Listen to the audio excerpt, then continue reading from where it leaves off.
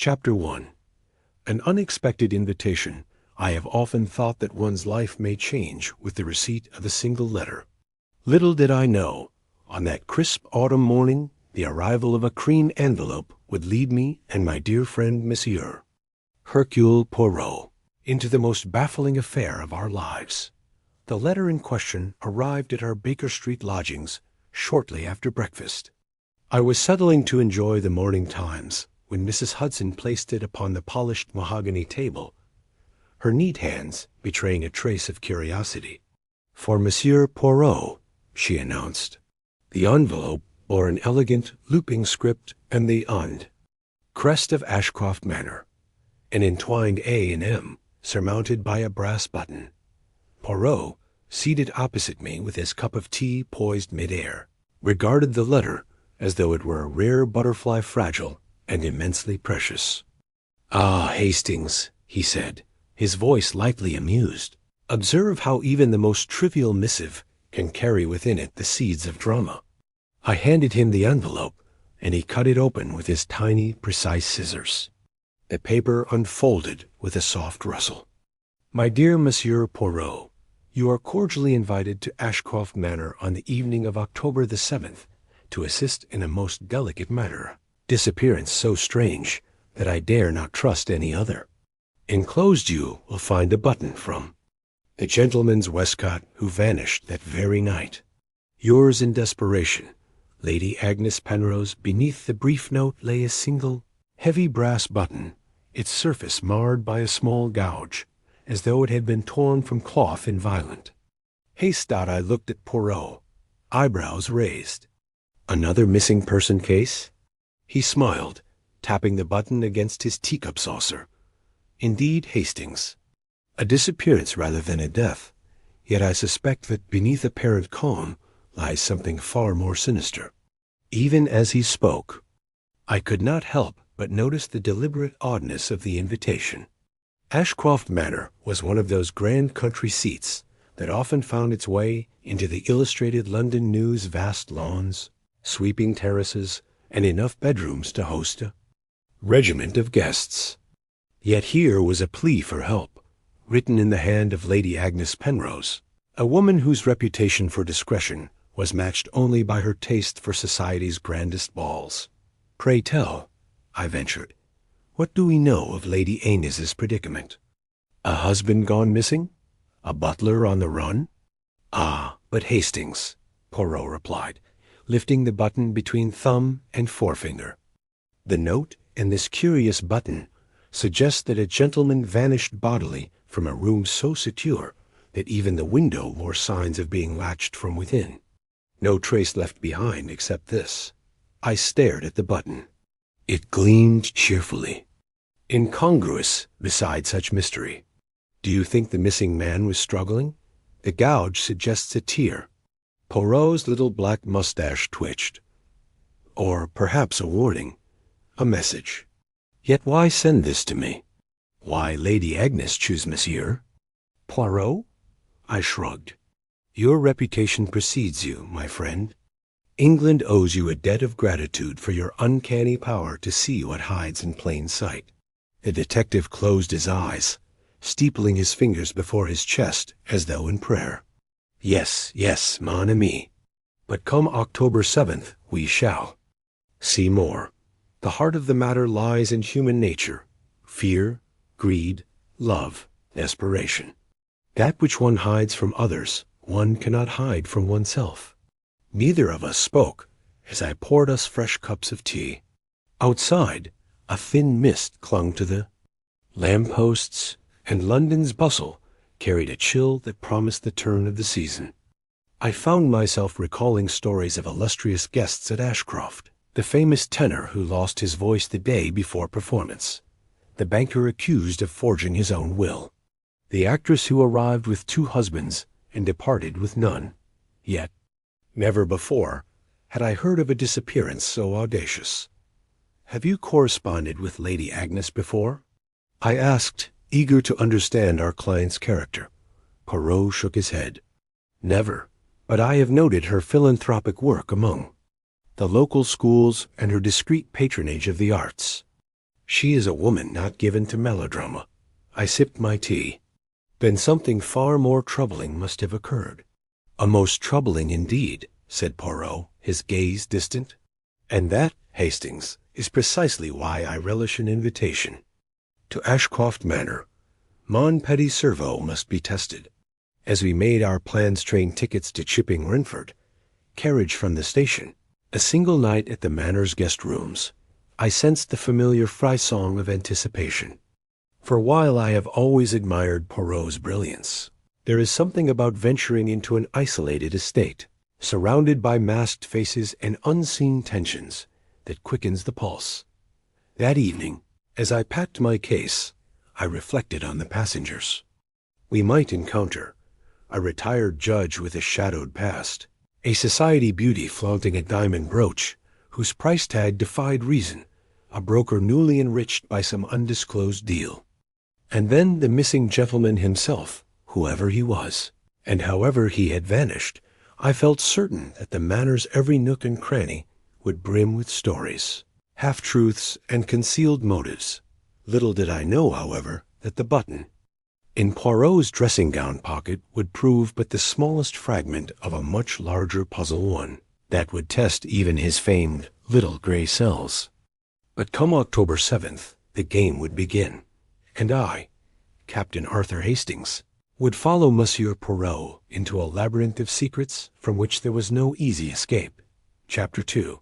The First Clues. Morning of October 7th broke over Chipping Renford in a mist so thick that the carriage horses' hoofbeats sounded muffled and distant.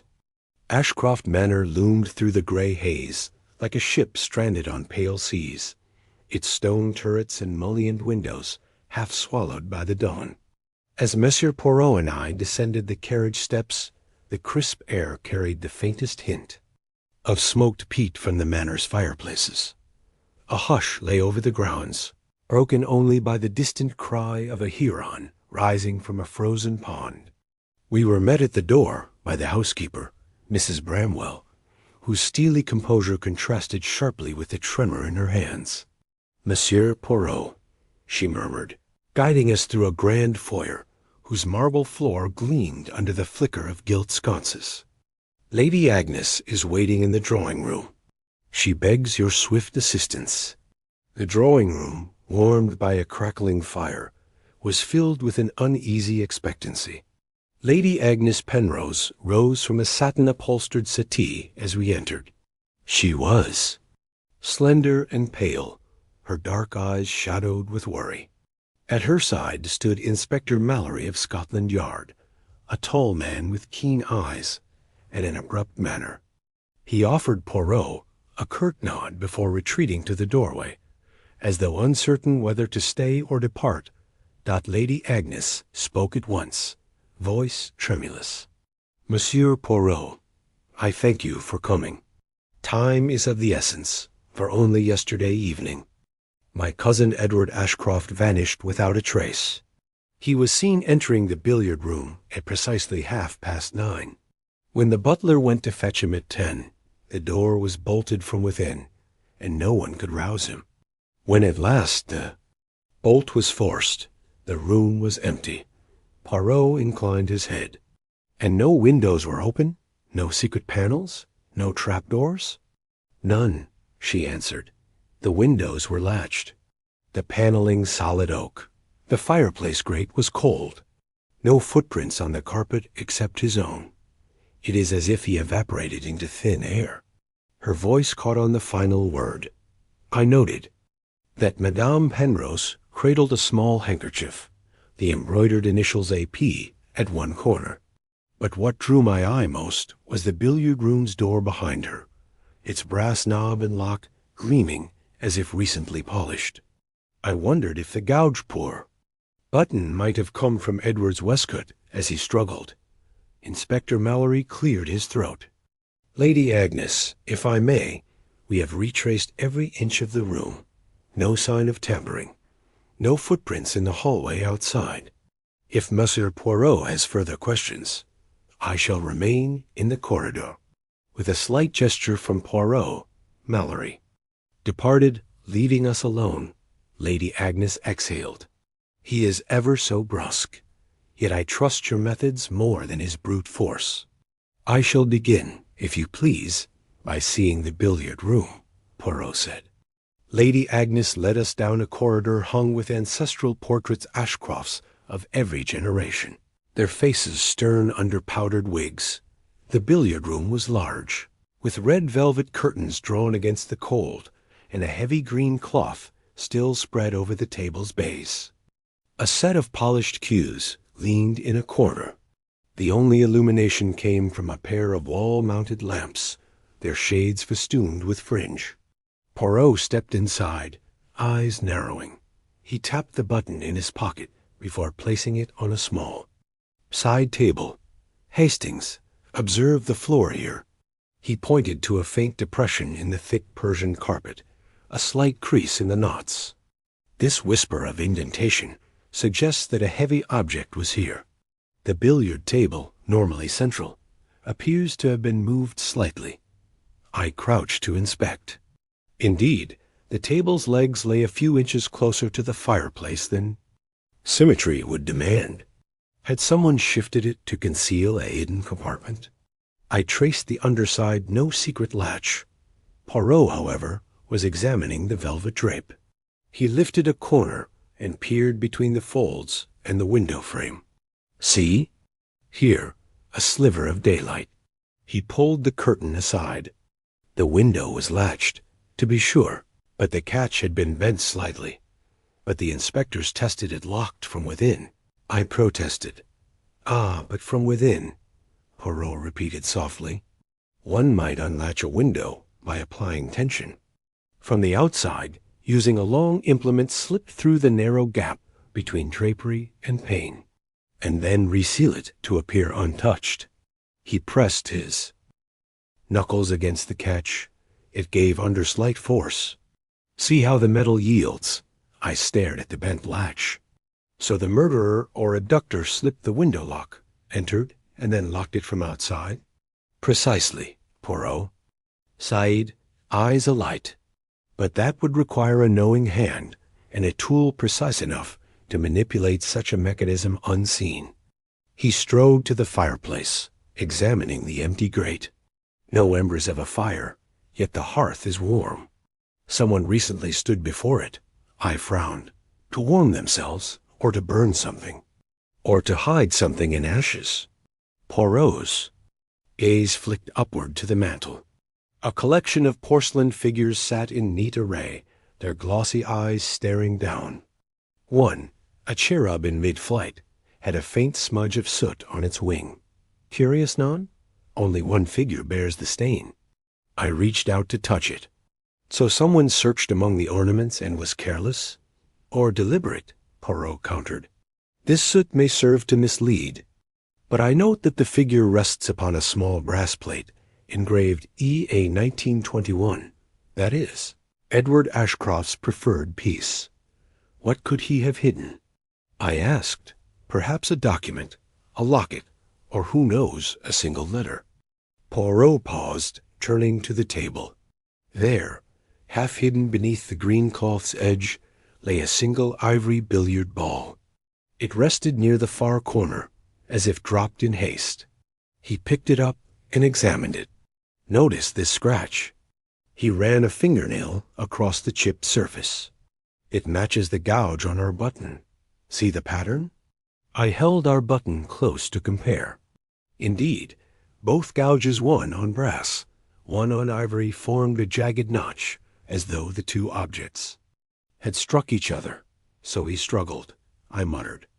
"Mais non," Poirot shook his head. "He did not struggle here. Rather, the ivory ball must have been placed intentionally to mimic such a clash. A red herring to suggest a fight. But there is no bloodstain on the ball, no mark of cloth fiber on the button." He replaced the ball on the floor, careful to stand clear of the depression we had noted. Just then, Mrs. Bramwell's voice called from the corridor. "The staff have assembled in the kitchen, Monsieur Poirot, as you requested for interviews." "Perfect," Poirot said, stroking his mustache. "Hastings, the first clues are laid bare. A manipulated window catch, a displaced table, a soot-stained figure, and a staged billiard ball. The real mystery lies deeper. As we left the room, Poirot pocketed the button and glanced back. One would think Edward Ashcroft had vanished, of his own will. But the house itself has witnessed no secret passages. Therefore, whoever enacted this trick must possess intimate knowledge of the manner. "I shall meet you in the kitchen shortly," I said, falling into step beside him along the tapestry-lined hallway. Yet even as I walked, my mind raced with possibilities. Who among the assembled staff knew the building's hidden quirks? The butler, Mr. Reynolds? No doubt. The housekeeper, Mrs. Bramwell. The footman, a shy youth named Cooper. Perhaps one of them had aided the culprit, or been manipulated themselves. As the heavy oak kitchen door swung open, a line of servants stood waiting, silent, watchful, and tension-raced.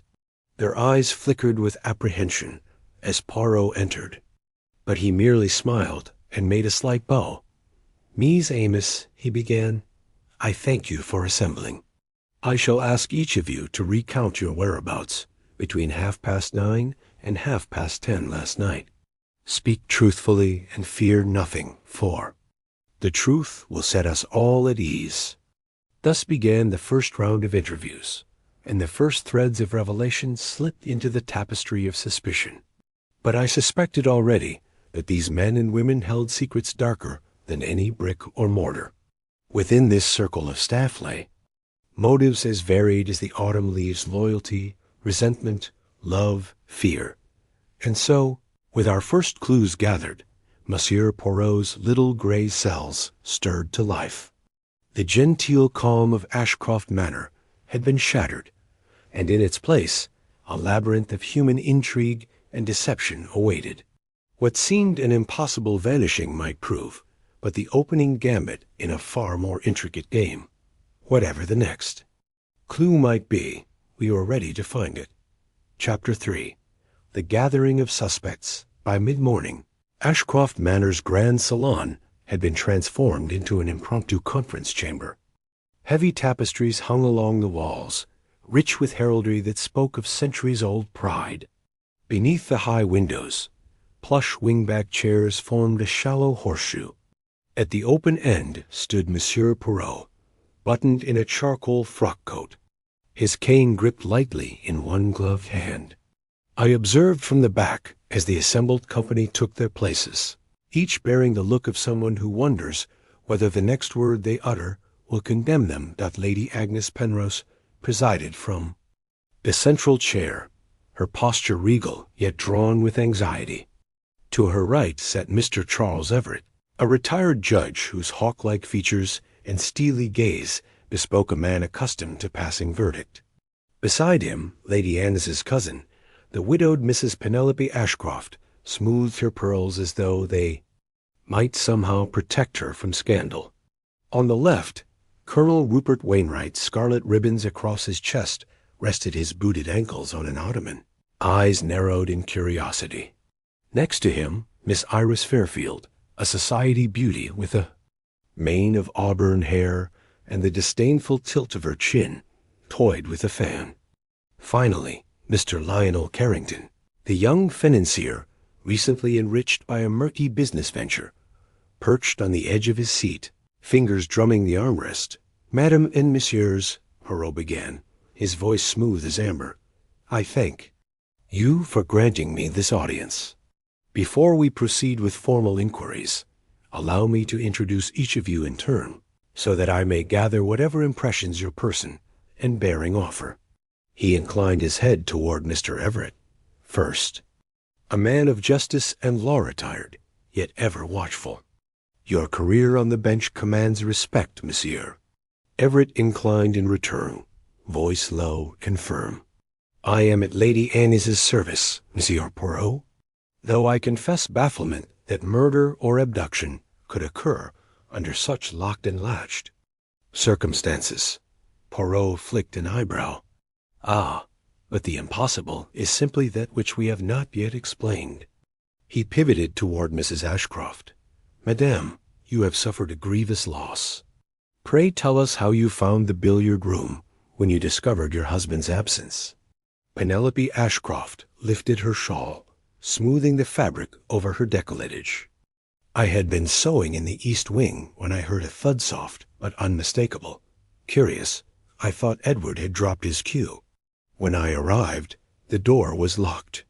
I rapped and called, but no answer. When the bolt gave way, he was gone. Poirot nodded, noting the tremor in her voice. And you saw no one leave? Not a soul. The corridor was empty. A hush fell as Colonel Wainwright leaned forward. Surely you must suspect one of... You? His voice was measured, but carried an edge of impatience. We are all here, yet the culprit is among us. Miss Fairfield's laugh was light too light. My dear Colonel, one can say that of any gathering. A stranger could have slipped in and out without our knowledge. Poirot's gaze settled on her with uncharacteristic severity. Perhaps, mademoiselle. Yet I suspect familiarity breeds confidence, and confidence can blind one to subtle shifts. Miss Fairfield's fan snapped shut. Are you insinuating that I might know more than I admit? Only that I shall learn what you choose to conceal. Poirot turned to Carrington. And you, Monsieur Carrington, knew money, yes? A man accustomed to rapid transactions. Do tell us where you were. Last night. Carrington cleared his throat, forcing a smile. I was in the library, reading financial reports. A substantial inheritance rendered moot by sudden market fluctuations. Quite the headache. When I heard Lady Agnes call, I immediately made for the billiard room. And no one passed you in the corridor? Poirot asked. None, Carrington insisted. But then, the hall is long and winding. One might slip unseen. Everett steepled his fingers. Yet the room was locked from within. A muffled cough announced the arrival of Mr. Reynolds, the butler, who stood in the doorway, crisp in his livery. Ladies and gentlemen, if it pleases Monsieur Poirot, I have prepared the staff interviews as arranged. Poirot inclined. Excellent. But before I speak with the servants, I wish to glean further understanding of those present here. Tell me, Colonel, of your relationship with the late Mr. Ashcroft. Wainwright set his jaw. Edward and I served together in the Sudan campaign. Since then, we have kept an occasional correspondence. He attended my daughter's wedding, and I represented him at a military tribunal. We were friends until his share in my rice venture turned sour. He lost a small fortune, which strained our acquaintance. Mrs. Ashcroft's gasp was sharp. Wainwright raised a hand. But all is resolved. Lady Agnes insured his losses. No ill will remain, at least, none that I carry to this day. Poirot observed him closely. And you, Lady Agnes, agreed to that arrangement? She nodded. It was a matter of compassion. Edward's investments left him indebted. I felt it my duty. Poirot's mustache quivered. Yet Mr. Ashcroft was a proud man. I wonder whether pride can coexist with dependence. A tremor passed through Mrs. Ashcroft as she pressed her hand to her heart. We all sacrifice, monsieur. She turned to Iris Fairfield. What of you, Iris? As a long-time guest at Ashcroft Manor, you must have known Edward well. Iris's blue eyes glittered. Edward and I were childhood friends, nothing more. He commissioned me to paint his portrait last summer. An odd choice, but I was flattered. Poirot's gaze sharpened. And does an artist retain all sketches, or might some be discarded or hidden? Iris bit her lip. I have none of his sketchbooks. He returned them to me in full. His head tilted. In full. He allowed the phrase to linger. Lady Agnes cleared her throat. Iris, please, there will be time for your testimony. Miss... Fairfield lifted one shoulder in a dismissive shrug and settled back. Poirot addressed the group. We observe, Mies Amis, that each of you had motive, opportunity, and means. Yet I sense greater threads connecting you beyond mere acquaintance. Heartfelt debts, old resentments, professional rivalries. All these shall surface." He paused, letting his words hang in the quiet. "Before I interview the staff, I shall require one item from each of you, anything you carried last night, be it cigar case, handkerchief, or notebook. Small objects can bear witness when words fail." Lady Agnes moved to produce a leather card case. Colonel Wainwright removed his field glass. Mrs. Ashcroft handed over a silk kerchief.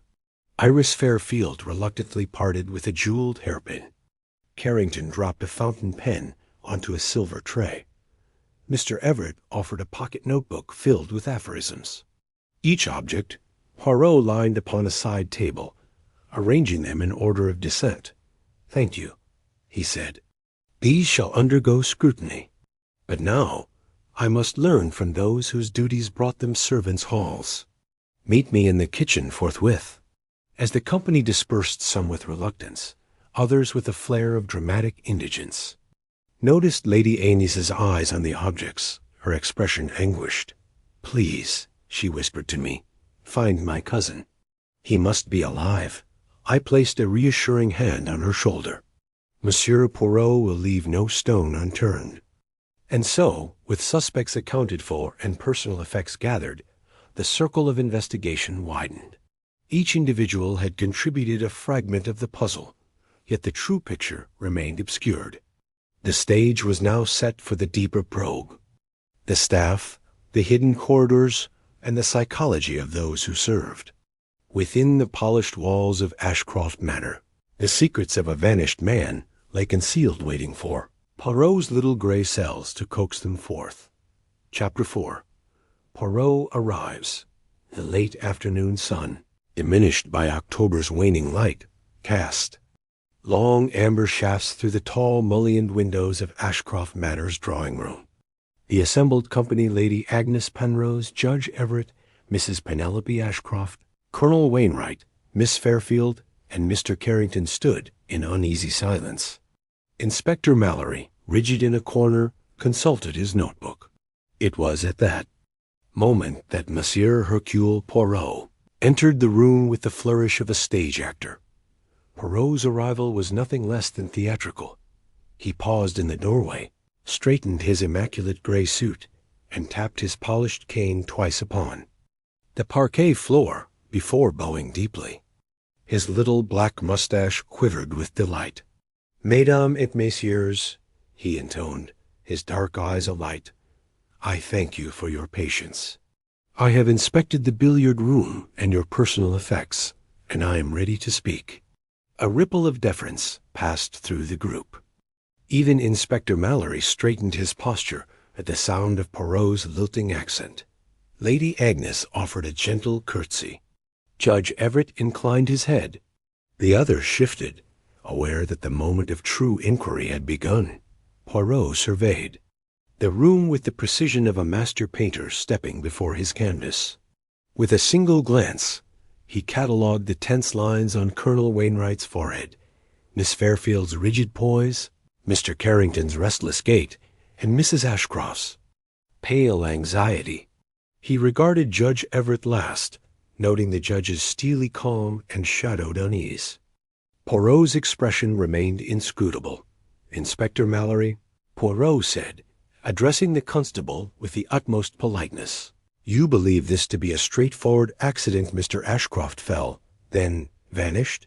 He waggled a slender finger. "Yet there are anomalies." Mallory stiffened. Madame Penrose's husband was last seen by the butler near the fireplace. The bolt was thrown from within, the window sealed. No signs of foul play. "Exactly," Poirot agreed, snapping his fingers. "Which is why the impossible seems impossible. But, Mies Amos, I find that impossibility is merely an invitation to ask the right questions." He turned to Lady Agnes. "Madame, you told me earlier that you heard a thud. Did you notice anything else? Any scent? Any slight noise?" Her brow furrowed as she recalled. There was a faint odor, she admitted, like burning rubber. But I thought it only my nerves. Burning. Rubber, Poirot repeated, glancing toward the ornate carpet. Intriguing. He tapped his cane. Judge Everett, you hold a reputation for keen observation. Tell me, did you note anything peculiar about the hearth? Everett inclined his head. Only that the grate was cold, yet the room still smelled. Faintly of smoke. Precisely, said Poirot. Smoke without embers. Someone used the fireplace recently to conceal something, or someone intended to suggest heat where there was none. He paused to let the implication settle. Colonel Wainwright shifted. Are you suggesting arson, or a planted scene? Poirot smiled. Not arson, Colonel. A deception. A false clue meant to misdirect. He turned to Miss Fairfield, noting her quick intake of breath. Mademoiselle, as an artist, you must appreciate how a misplaced brushstroke can ruin an entire portrait. Here, the misplacement of soot upon a porcelain figure, a single cherub betrays the hand of one unfamiliar with the rune's true order. Miss Fairfield's face paled. I only paint what I see, Monsieur Poirot. This soot, Poirot said, pointing, is upon the cherub you know Edward favored, yes? But why soil that one and leave the others immaculate? A novice mistake. He tipped his head. And you, Monsieur Financier, did you observe the billiard table's alignment? Mr. Carrington swallowed. It's shifted slightly toward the fireplace. Meaning, Poirot said, the table was moved deliberately to mask a hidden panel or divert attention from the window catch. A cunning ruse. He looked at Inspector Mallory. Yet the inspector concluded no foul play. Mon Dieu! He sees evidence and declares the case closed. But for me, evidence is but the beginning. Poirot strode to the hearth, tapping the cold grate. I note that the hearth's interior is pristine no ash. Yet the room reeks of smoke. The only way to do this is to burn something elsewhere and carry the ash in a container, sprinkling it here. But I find no ashtray, no bucket. Where then? He paused, then plucked Lady Anne's silk handkerchief from her gloved hand. Madame, your handkerchief bears a faint smear of shaft-black soot. You wiped your hand, perhaps, after disturbing the ornament, or after carrying ash away. Lady Agnes gasped. I only touched the figurine to steady it. Poirot inclined. Naturally. Yet you did not wish to soil your gloves, so you used the handkerchief. A small detail, but telling. Turning, Poirot addressed the assembled. We see, Mies Amos, that this stage has been set with great care. A moved table, a tempered latch, a smeared figurine, and smoke without fire, all pointing to a deliberate deception. But a deception to what end? And by whom? He raised a hand for attention. I disagree with the inspector's theory of accident. There was intention to confuse, to delay discovery, perhaps to abduct the victim or cover a darker crime. His eyes swept the group. I believe our missing gentleman did not vanish by chance. He was taken. A murmur ran through the company. Colonel Wainwright's jaw tightened. Mrs. Ashcroft wrung her hands. Miss Fairfield's eyes darted. Carrington looked away. Judge Everett's lips pursed. Poirot tapped his cane again. Now, I shall require that each of you recall precisely your actions and emotions at the moment of discovery, your hearts, if you will, for they often reveal truths words conceal. Inspector Mallory, you shall remain present. But it is I who will lead this inquiry. He snapped his fingers once more. Hastings, he called over his shoulder, will you arrange for refreshments? Tea will soothe nerves, and tea, accompanied by a biscuit, often yields conversation. I bowed and withdrew to a side table, pouring water into the samovar and arranging plates of biscuits. From the corner of my eye, I watched Poirot's next move. He beckoned Judge Everett forward. As a man of the law, Poirot said softly, "You appreciate that silence can be an accomplice. You observed the latch. It was bent, yes? Who among? You had the tools and the knowledge to manipulate it." Everett's steel blue eyes met Poirot's unwavering gaze. "Only someone familiar with the matter," he replied. "Indeed," Poirot agreed. "And that narrows our circle." He turned to the room. "Mesdames et messieurs, we now know the official theory is untenable. We must begin anew, with interviews, with scrutiny of small objects, with the examination of motives. Your cooperation will expedite the truth." With that, he motioned toward the door. "Please follow me to the library, where we shall record your accounts, one by one." He paused at the threshold. "And keep in mind, the truth is patient. It will emerge." As the suspects exchanged uncertain glances, Poirot's cane tapped the floor, again a rhythmic echo of the investigation's renewed heartbeat. I followed him down the corridor, heart pounding at the promise of revelations yet to come. Thus, with the official theory undone, Poirot's formal entrance had set the stage for deeper pursuit. The calm veneer of Ashcroft Manor had cracked, and within its venerable walls, the little gray cells would endeavor to unearth what lay hidden. The fate of Edward Ashcroft, and the true character of those assembled. Chapter 5. Initial interviews. Begin the library's leather-bound volumes lent an air of gravitas to the proceedings, their spines like silent sentinels observing every word. Poirot had arranged the suspects at a sleek mahogany table, but now, as the guests dispersed to their rooms, we left the grand salon behind and made our way to the servants' quarters. A narrow back stair and a service corridor led to the bustling kitchen, where the household staff awaited, each face taut with apprehension. The hush of the morning gave way to the soft clatter of china and the low murmur of anxious voices. Monsieur Poirot paused at the doorway, surveying the dozen or so servants gathered: Mrs. Bramwell the housekeeper, Mr. Reynolds the butler, Young, Cooper the footman, Mrs. Talbot the cook, and others whose uniforms bespoke specialized duties: a lady's maid, a valet, a gardener's assistant, and 2 maids. Their eyes flicked nervously between the inspector and the famous detective. "Mies. Amos," Poirot began, his voice gentle yet carrying unwavering authority. "I thank you for coming. I understand this is unnerving, but your recollections are vital. Let us begin calmly." He beckoned Mrs. Bramwell forward. The housekeeper stood tall, her gray hair in a neat bun, her hands clasped. "Monsieur Poirot, I shall answer as best I may." "Madame," Poirot said, offering a reassuring nod, "please tell me your duties on the evening of October 7th, particularly between 9:30 and 10:30. Mrs. Bramwell inhaled. "At 9 o'clock, I was overseeing the laying of supper in the dining room.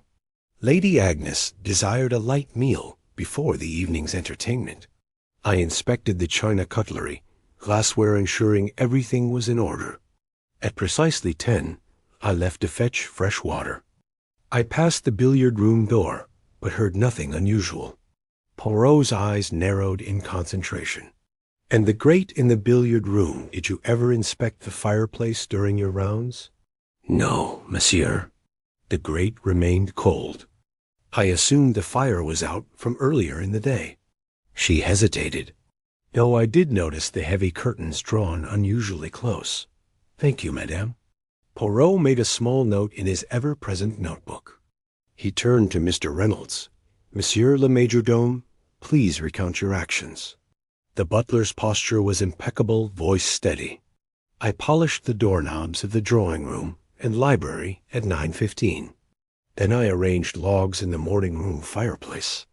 At 9:45, I was called by the master's valet regarding fresh linen. I knocked on the billiard room, but received no answer. Upon returning to the hall 10 minutes later, the door was locked. Poirot's keen gaze lingered. Did You notice any footprints on the Persian carpet outside that door? Reynolds replied. Only my own.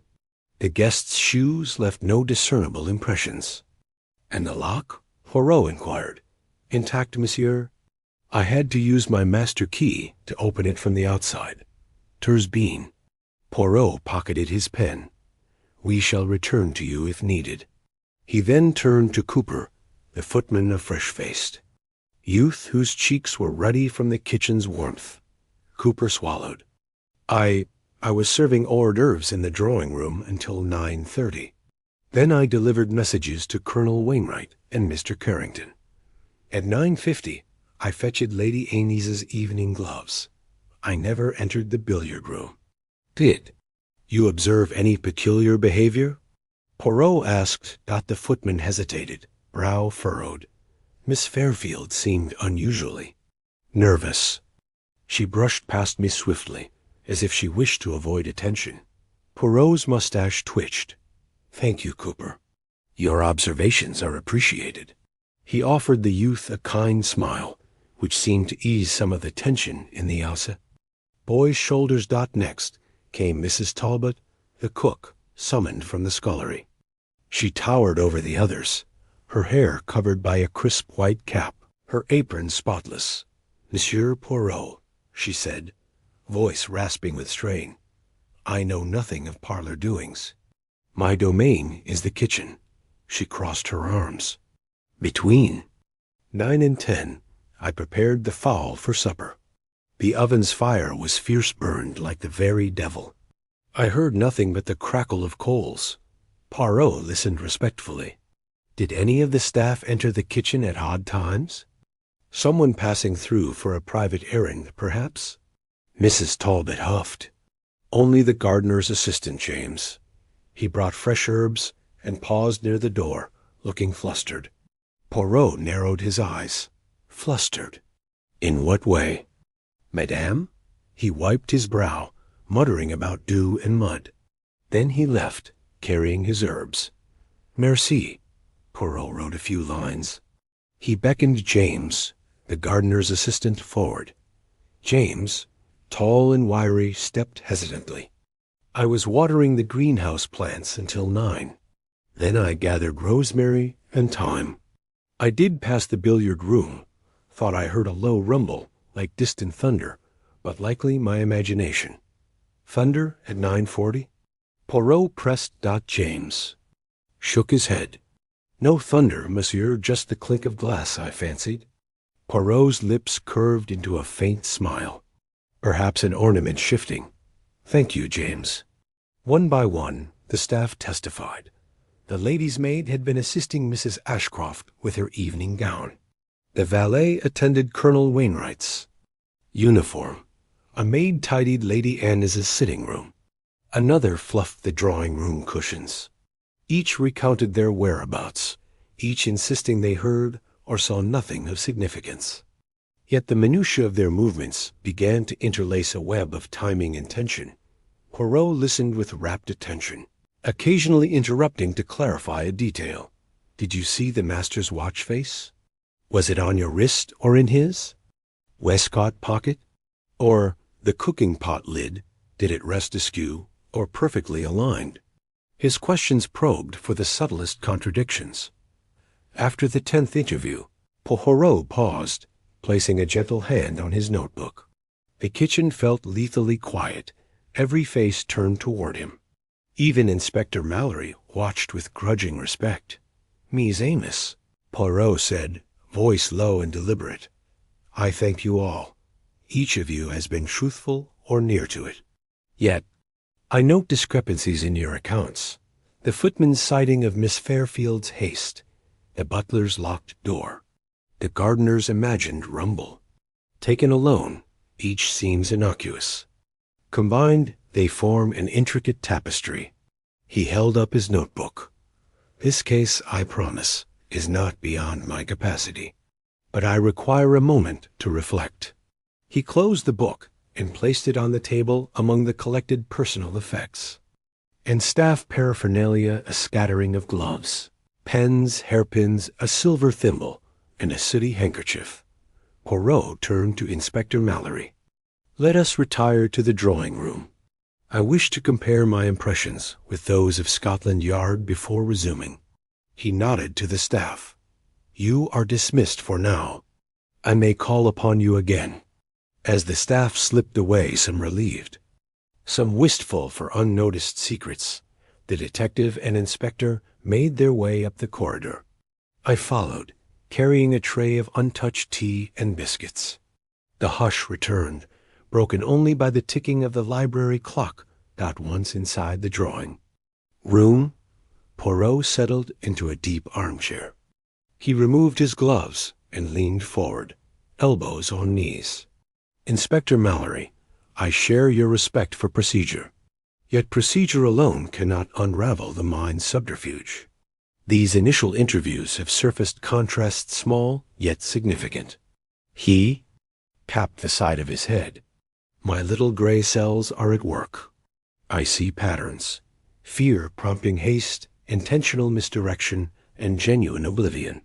One among the staff knows more than they admit or fears more deeply than they reveal." Mallory nodded, folding his arms. "I await your strategy, monsieur." Poirot's eyes gleamed. "We proceed with care. We shall verify truths with physical evidence. Then, in the next phase, I shall play a psychological game, words as bait, emotions as net. The suspects and staff alike will feel the subtle tug, and from their reactions, the truth will emerge." He rose gracefully. "For now, Hastings, fetch refreshment for the inspector. I require silence and a calm moment before the storm of interviews recommences." As I poured tea, I sensed the critical moment had passed.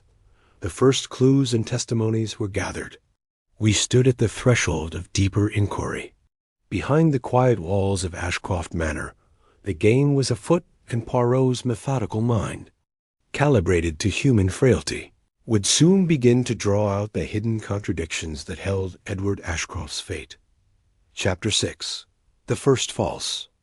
The gray light of early evening settled over Ashcroft Manor, as I found Monsieur Poirot standing before the billiard-room door once more. His expression was grave, his hands clasped behind his back. Inspector Mallory hovered a pace behind, notebook at the ready. The rest of the household and guests had been dismissed to their rooms, while Poirot and the inspector pursued what appeared to be a promising lead. "See, Hastings," Poirot murmured, pointing to a thin black thread caught on the lock's edge. "Observe how it loops through the mechanism. A silk tie, yes?" He plucked it gently and examined it against the lamplight. "This is not a servant's thread. The staff attire is cotton or sturdy wool. This is finer, a gentleman's cravat." I peered at the thread. Indeed, its sheen was unmistakable. But whose cravat? Colonel Wainwright's? He arrived early, and I recall his silk stock was patterned. Poirot nodded. "Precisely. This plain ebony silk matches neither the colonel's regimental cravat nor our financier's modern tie. Look here." He held it near the edge. "There's a faint monogram, R.W. for Rupert Wainwright." Mallory's pen scratched across his page. Then the colonel must have been at the billiard-room door after the disappearance, perhaps tampering with the lock. Poirot's delicate mustache quivered. "A reasonable inference, Inspector. Yet I urge caution. Motive is not equal action. We must verify timing. If Colonel Wainwright was indeed here at 9:30, then this thread might implicate him.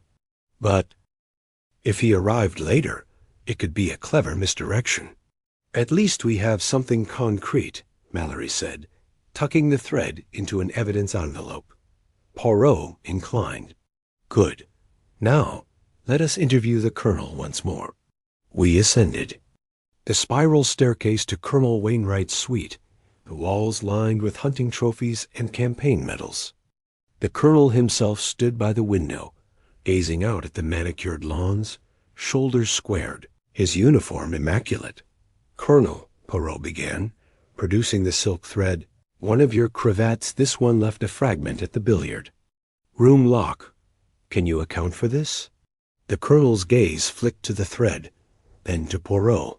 For a moment, no answer came, and I thought his composure might fray. Then he lifted his chin. I had cause to be near that door twice last night.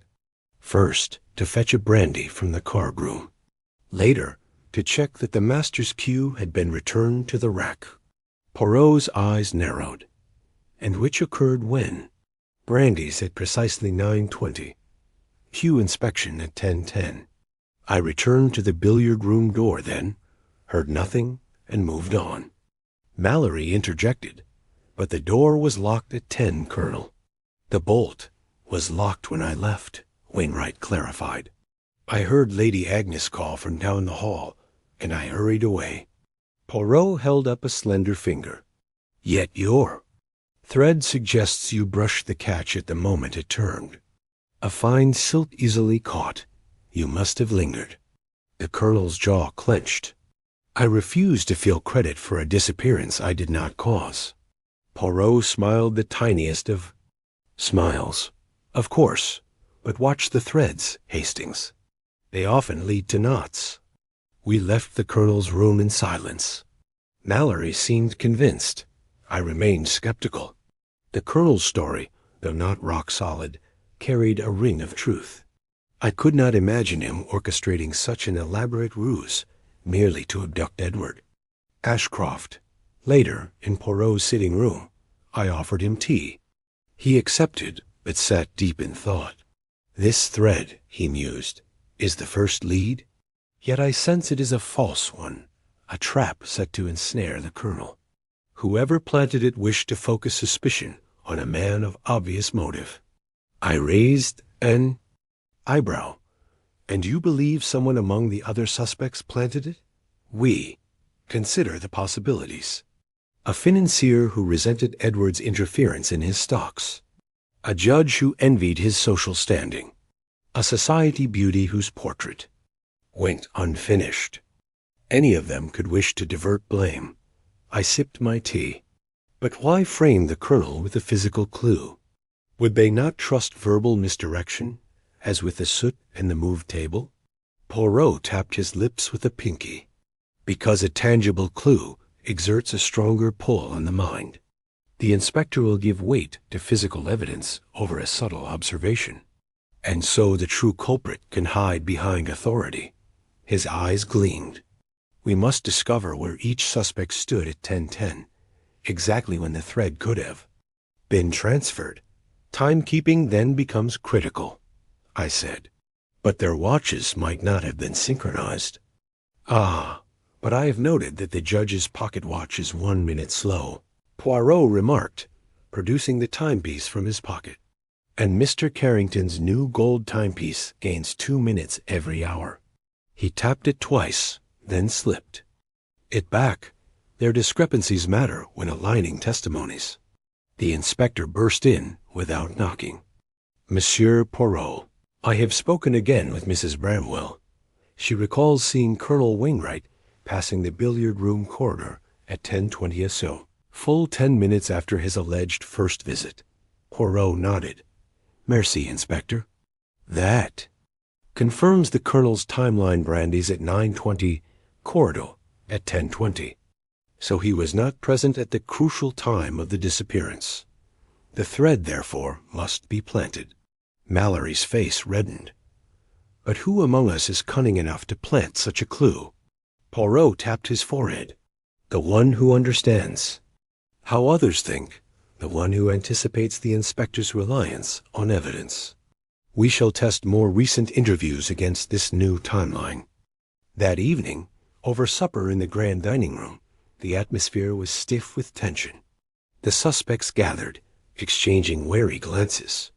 Poirot presided at the head of the table, seated beside Lady Agnes, while Inspector Mallory sat to his left, looking chastened. I was on Poirot's right, sampling the roast pheasant. Mise Amos. Poirot said to the assembled company, "We have discovered our first false lead. A fragment of silk meant to implicate Colonel Wainwright, but timing proves his innocence." He raised a glass. "To the Colonel, whose reputation stands unquestioned. A murmur of assent rippled around the table, though the colonel merely inclined his head.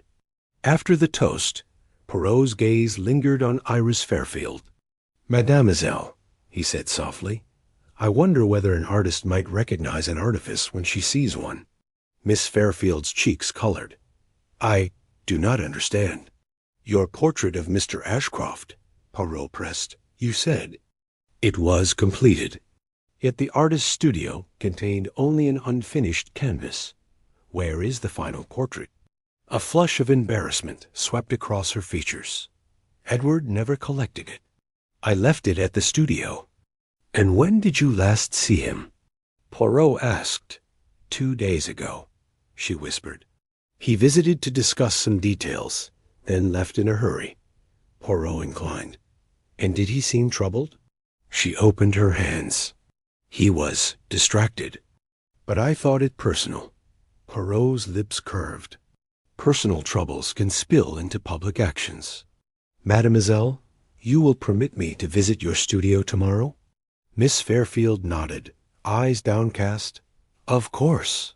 With that, the dinner concluded, and the guests withdrew under the watchful eyes of the servants. In the drawing-room afterward, Poirot turned to me. The first lead was false indeed, but it served its purpose, revealing the true culprit's cunning. We now know that someone among our circle is playing a dangerous game. I sat back, heart pounding. So on to the next step? "We," Poirot said, folding his hands, "we proceed with renewed vigilance. Tomorrow, the studio, the judge's reflections, and perhaps another false lead, until the path to truth reveals itself." And so, as the manor's lights dimmed for the night, I could not help but feel the investigation had passed its first major test. A suspect had been exonerated, but the real adversary remained at large, and more devious than we had yet imagined. Chapter 7. The Psychological Game. The following morning, a frosty wind rattled the leaded panes of Ashcroft Manors, drawing-room windows, carrying the promise of another day of revelations. Monsieur Poirot and I arrived before the other guests, and I found him standing by the mantelpiece, hands clasped behind his back, eyes fixed on the array of personal effects: cravat, thread, billiard ball, button, hairpin laid out like battle. "Trophies. Hastings," he said quietly, "today we watch the human heart, not by brute force, but by gentle pressure. A word here, a glance there, and the cracks will widen." I nodded. "At what time shall we begin?" 10 o'clock, he replied. "Invite our circle to tea. Let them gather as if for civility's sake. Then, Ms. Amos, we proceed with subtle probes." I carried his instructions to Lady Agnes, who summoned the guests: Judge Everett, Mrs. Ashcroft, Colonel Wainwright, Miss Fairfield, and Mr. Carrington. Even Inspector Mallory remained, curious to observe Poirot's methods. By 10, all were seated around the low table, delicate china cups rimmed in gold, a tiered tray of biscuits, and a pot of steaming Earl Grey. Poirot moved among them, offering tea with the flourish of a sommelier. When he took his seat, he addressed the room in a tone so amiable that it disarmed suspicion. "Ms. Amos, let us relax this morning. I trust you slept well, despite recent events?" A chorus of polite murmurs followed. Mrs. Ashcroft pressed her palms together. "I slept poorly, monsieur. I worry for my late husband." Miss Fairfield's eyes flicked to the button displayed beside her teacup. "I can hardly keep my mind off the mystery." Poirot inclined. "Understandable. But let us speak first of life's simpler comforts: tea, biscuits, warm company." He poured a cup for Judge Everett, noting how the judge's fingers trembled slightly. "Judge, you have, I believe, a fondness for lemon drizzle cake?" Everett blinked. Yes. My late wife used to bake it for me." Poirot smiled. "Then I regret our tray does not contain lemon drizzle." Perhaps I shall request it for the next sitting. He watched as Everett's hand stilled. Forgive me, but how fortunate that memories of sweeter times persist, even amid sorrow. I saw the judge's lips press together, a shadow passing over his eyes. Turning to Colonel Wainwright, Poirot remarked lightly, "Colonel, I trust you found your rest more refreshing than your spirits might suggest?" The colonel set down his cup, restful but disturbed by dreams of our departed friend. He shifted in his chair, as if uneasy under Poirot's serene gaze. "Monsieur Carrington," Poirot continued, "I hear markets were turbulent this morning. Did you perchance check the ticker before breakfast?" Carrington's posture grew rigid. "I did. A sudden shift in rice futures, enough to make one's head swim." Poirot inclined. "I see. A head that swims can cloud one's judgment. Yet one must make decisions swiftly, much like right or wrong in our present dilemma." At Miss Fairfield's place, Poirot paused, letting the silence stretch before asking, "Mademoiselle, have you had opportunity to visit your studio?" Her brow furrowed. I did. The unfinished portrait remains there. It spoke to me of haste of someone departing too soon." Poirot's eyes glittered. "Haste," he repeated. "It is the enemy of reason. One rushes, one errs, and the error reveals the soul." He sipped his tea.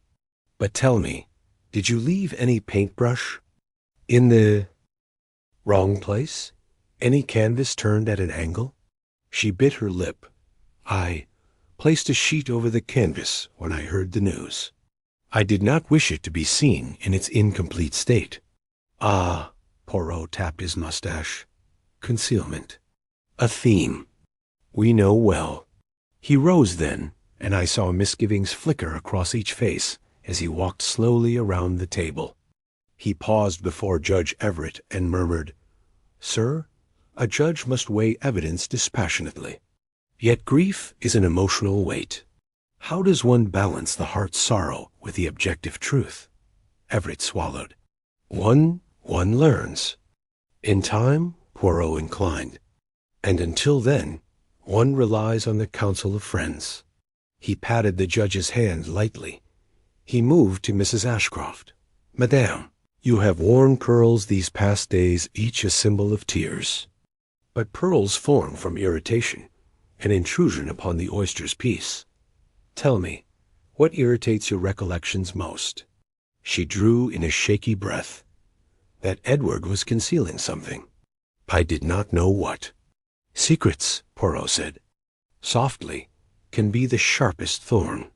He lifted her handkerchief from the table, a different one than yesterday, clean and crisply starched. "Yours?" She nodded. "I brought a fresh one." He held it to the light. "It has no smudge yet. Yesterday's bore evidence of charcoal and ash. How curious that only the one touched soot." Her eyes widened. I did nothing wrong." Poirot's gaze was sympathetic. "Of course not. Our memories can be selective.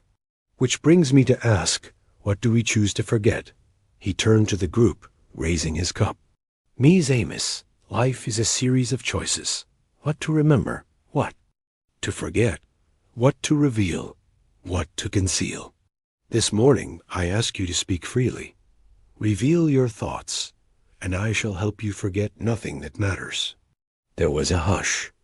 Even Inspector Mallory leaned forward, intrigued by Poirot's shift from gentle humor to pointed suggestion. Poirot continued, his voice a whisper, yet palpable. "Let us consider Mrs. Talbot's account. She heard nothing but the oven's crackle.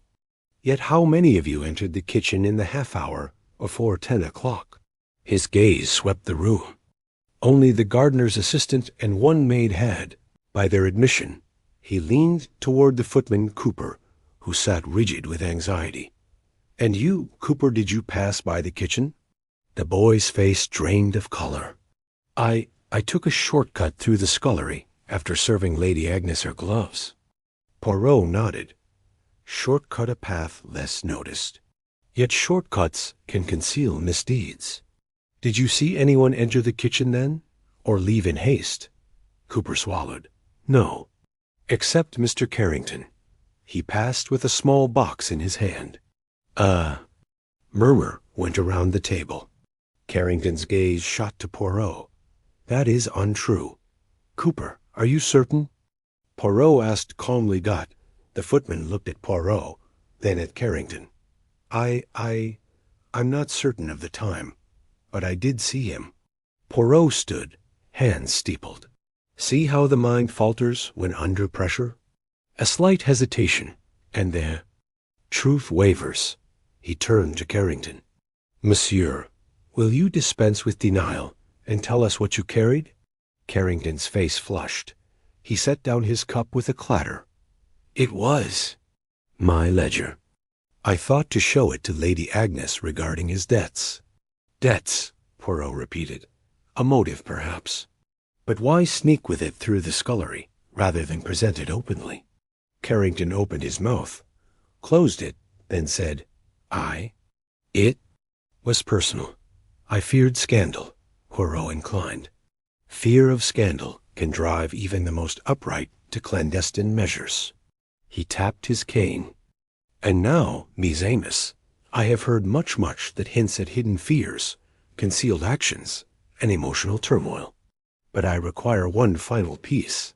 Each of you will write down your true feelings at the moment of discovery, without fear of judgment. Pour out the unfiltered sentiment. He placed a notepad and pencil before each. A tremor passed through the company as they began to write. Poirot and I retreated to the hearth, watching through narrowed eyes. When they finished, Poirot collected the notes and read them in silence. At length, he folded them carefully and slipped them into his coat pocket. He turned to me. The mind plays its own trickery, Hastings. By guiding them to confront their emotions, I have forced cracks in their defenses. When we review these notes, the genuine will stand apart from the artifice. I exhaled, and the first fractures already appeared with Carrington. Indeed, Poirot said, tapping his mustache. The real game is afoot. Tomorrow, we pursue the studio and the judge's reflections. But today, we have glimpsed the inner landscape. He raised his cup. Let us enjoy our tea. The game is underway. And so, amid polite sipping of tea and the quiet ticking of the drawing-room clock, Poirot's psychological game drew its first blood. Beneath courteous facades lay shifting emotions, and the secrets of Ashcroft Manor stirred more visibly than ever. Chapter 8. A secondary mystery. It was late afternoon, when the peace of Ashcroft Manor was shattered anew. I had just returned from tempting Colonel Wainwright's patience with chess in the oak-paneled study when a piercing scream echoed through the corridors. In haste, I found Monsieur Poirot standing in the entrance hall, his face composed yet urgent, as Lady Agnes Penrose hurried toward us, clutching her gloved hands. Monsieur Poirot, the will Lady Penrose's private will has disappeared from my father's desk, she cried, breathless. I went to retrieve it for the solicitor's perusal, and the drawer is empty. The desk locked itself after I closed it. No key fits. The lock but mine. Poirot's eyes flashed. A missing will, he mused, voice low. A tidy complication. We must attend immediately. He beckoned me, and together we followed Lady Agnes through the grand hallway, past the portrait gallery, to the oak-paneled library where the will had been stored. There, the mahogany desk stood beneath a leaded window, its surface strewn with legal papers and a silver inkwell. The desk drawer was firmly shut, the brass keyhole unblemished. Lady Agnes knelt, her skirts fanning around her, patting the drawer's edge in distress. Poirot examined the desk quietly. He ran gloved fingers along the carved groove of the drawer, then held his ear to the panel. Hastings, he whispered, listen for the faintest click. I knelt beside him, and amidst the soft tick of the grandfather clock, I heard it a muted mechanical stutter, as though a hidden latch moved. Poirot nodded. He tapped the underside of the desk with his cane, and there a seam along the back. Panel revealed itself under his probing. "Ah," he murmured. "A secret compartment. Someone has lifted the panel and removed the will from behind. The drawer itself remains unviolated." He pressed his finger against the seam. "See the fine scratches along the edge? Recent." Lady Agnes looked stricken. "But who would steal my father's will? It was balanced to provide equally for Edward and me." "Someone who stands to gain by altering its provisions," Poirot said, scanning the company. "Perhaps a change in beneficiaries would suit one of our suspects." He turned to the assembled guests, who had arrived at the sound of Lady Agnes's cry. Judge Everett, Colonel Wainwright, Miss Fairfield, and Mr. Carrington. Inspector Mallory lingered behind. Poirot raised his cane. "Mies Amos, I regret that our task grows more intricate. We now have a secondary mystery, a missing will. I ask that no one leave the premises until further notice." A murmur rippled through the group. Carrington stepped forward. "I had no knowledge of this will's contents. It was not my place." Miss Fairfield's lips trembled. "Neither mine." "But why would anyone risk a second crime?" Poirot's gaze was steady. "Because desperation can drive one to bold action. Let us first recover the will. Hastings, bring Lady Agnes's key." I produced the slender key from her gloved hand. Poirot inserted it into the locked drawer and released the catch. He opened the drawer and removed a small leather blotter, revealing the scene beneath. With gentle leverage, he eased the back panel aside, exposing the hidden recess empty now. "No will," he confirmed. He turned to the inspector. "Mallory, gather the staff.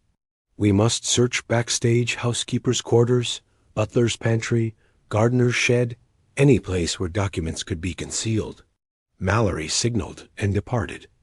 Meanwhile, Poirot addressed the guests. "In the interim, I shall question each of you regarding your knowledge of Lady Agnes's will. Please remain here." Judge Everett cleared his throat. "If I may say, monsieur, I only saw the will when Lady Agnes showed it to me 2 days ago. It named Edward as primary heir should anything befall him, and otherwise split her holdings evenly among her charities." Poirot inclined. "Thank you. Colonel Wainwright?" "I have not seen the will," Wainwright said, "but I know Lady Agnes favored charitable distributions. She is a generous woman." Miss Fairfield spoke next. "Edward asked me to paint a miniature portrait for Lady Agnes as a token of esteem. He hinted at a provision within the will for the artist's legacy. He meant to leave funds for me to continue my work." Poirot's eyes brightened. "A bequest for the artist very interesting. Monsieur Carrington?" Carrington swallowed. "I was not aware of any bequests in the will. My dealings with Edward were strictly business." Poirot stroked his mustache. "Yet you, monsieur, expressed concern this morning regarding debts. Could you elaborate?" Carrington's lip quivered. "Merely that Edward financed my venture. I repaid him in part enough to clear the ledger." Poirot nodded. "A partial repayment. But if you stood to lose a bequest, would you not be motivated to alter the will?" Carrington's eyes darted. "I would never." He paused, swallowing. "I mean, I needed funds, yes, but not at such risk." Poirot smiled thinly. "Risk is the province of those who fear exposure." Before Carrington could respond, Inspector Mallory returned, ushering in Mrs. Bramwell, Mr. Reynolds, Cooper, and James the gardener. Each looked uneasy at the new development. Poirot greeted them. "Mies Amos, the will is missing from its hiding place. I ask that you all recount your movements within the house since lunch." The housekeeper spoke first. "I was arranging Lady Agnes's sitting room, monsieur. I did not enter this library." The butler followed. "I fetched afternoon tea in the drawing room. I passed this corridor, but saw no one suspicious." The footman, Cooper, stammered, I delivered a message to Colonel Wainwright, then returned plates to the scullery. James, the gardener, looked flushed. I brought in more flowers for Lady Amys's desk this afternoon. I placed them on a side table in the drawing room. Poirot's gaze sharpened. You ran water over the stems then? Yes. Did you pause here? James hesitated. I saw Colonel Wainwright ahead, but I stepped aside, didn't come into the library. Poirot's eyes flicked to the Colonel. Colonel, did you see anyone near this room? Wainwright frowned. Just Miss Fairfield, carrying her painting satchel. Miss Fairfield's cheeks colored. I went to check on my unfinished portrait. I did not come here. As each denied knowledge, Poirot's expression remained serene. He tapped the floor with his cane. The will was removed through a secret panel too tidy for an amateur, too precise for a hurried attempt. The panel's locking mechanism shows no wear. It was lifted deliberately, suggesting knowledge of its existence. He turned to Lady Agnes. Madame, did you know of this panel? She shook her head. Never. My father only stored his papers in the drawer. Poirot's eyes glinted. Then the culprit must know the manor's hidden architecture. Among our circle, only the butler and the housekeeper possess intimate knowledge of secret compartments. Mrs. Bramwell drew herself up. I have served this family for 20 years. I would never betray their trust. The butler's lips tightened. Nor I, monsieur. Poirot nodded slowly. Yet one among you aided the will's removal, whether knowingly or under duress. The motive could be monetary, emotional, or reputational. He paused, then said, Inspector Mallory, place a guard at every exit. No one may leave until the will is found. Turning back to the circle, Poirot pressed a finger to his lips. Mies Amos, we face not one, but two mysteries. The vanishing of Edward Ashcroft, and now the removal of this will. Both acts speak of planning, precision, and hidden motives. We must act swiftly, for every moment that the will remains missing, a culprit grows emboldened. He stepped to the desk and replaced the back panel, sliding it into place as though it had never been moved. The secret is closed once more. He turned, the image of calm resolve. Let us search the manor and our memories with equal diligence. As the search began in earnest, I observed the worried glance between Carrington and Miss Fairfield, the rigid posture of the housekeeper, the knightly stance of the colonel. The circle of suspicion widened further, and Ashcroft Manor's hidden passages now concealed even more than one mystery. And so, with the first mystery unyielding and a second now overlaid, Poirot's little gray cells had twice been set alight. The evening held promise of discovery, or deeper deception, whichever would reveal itself first. Chapter 9.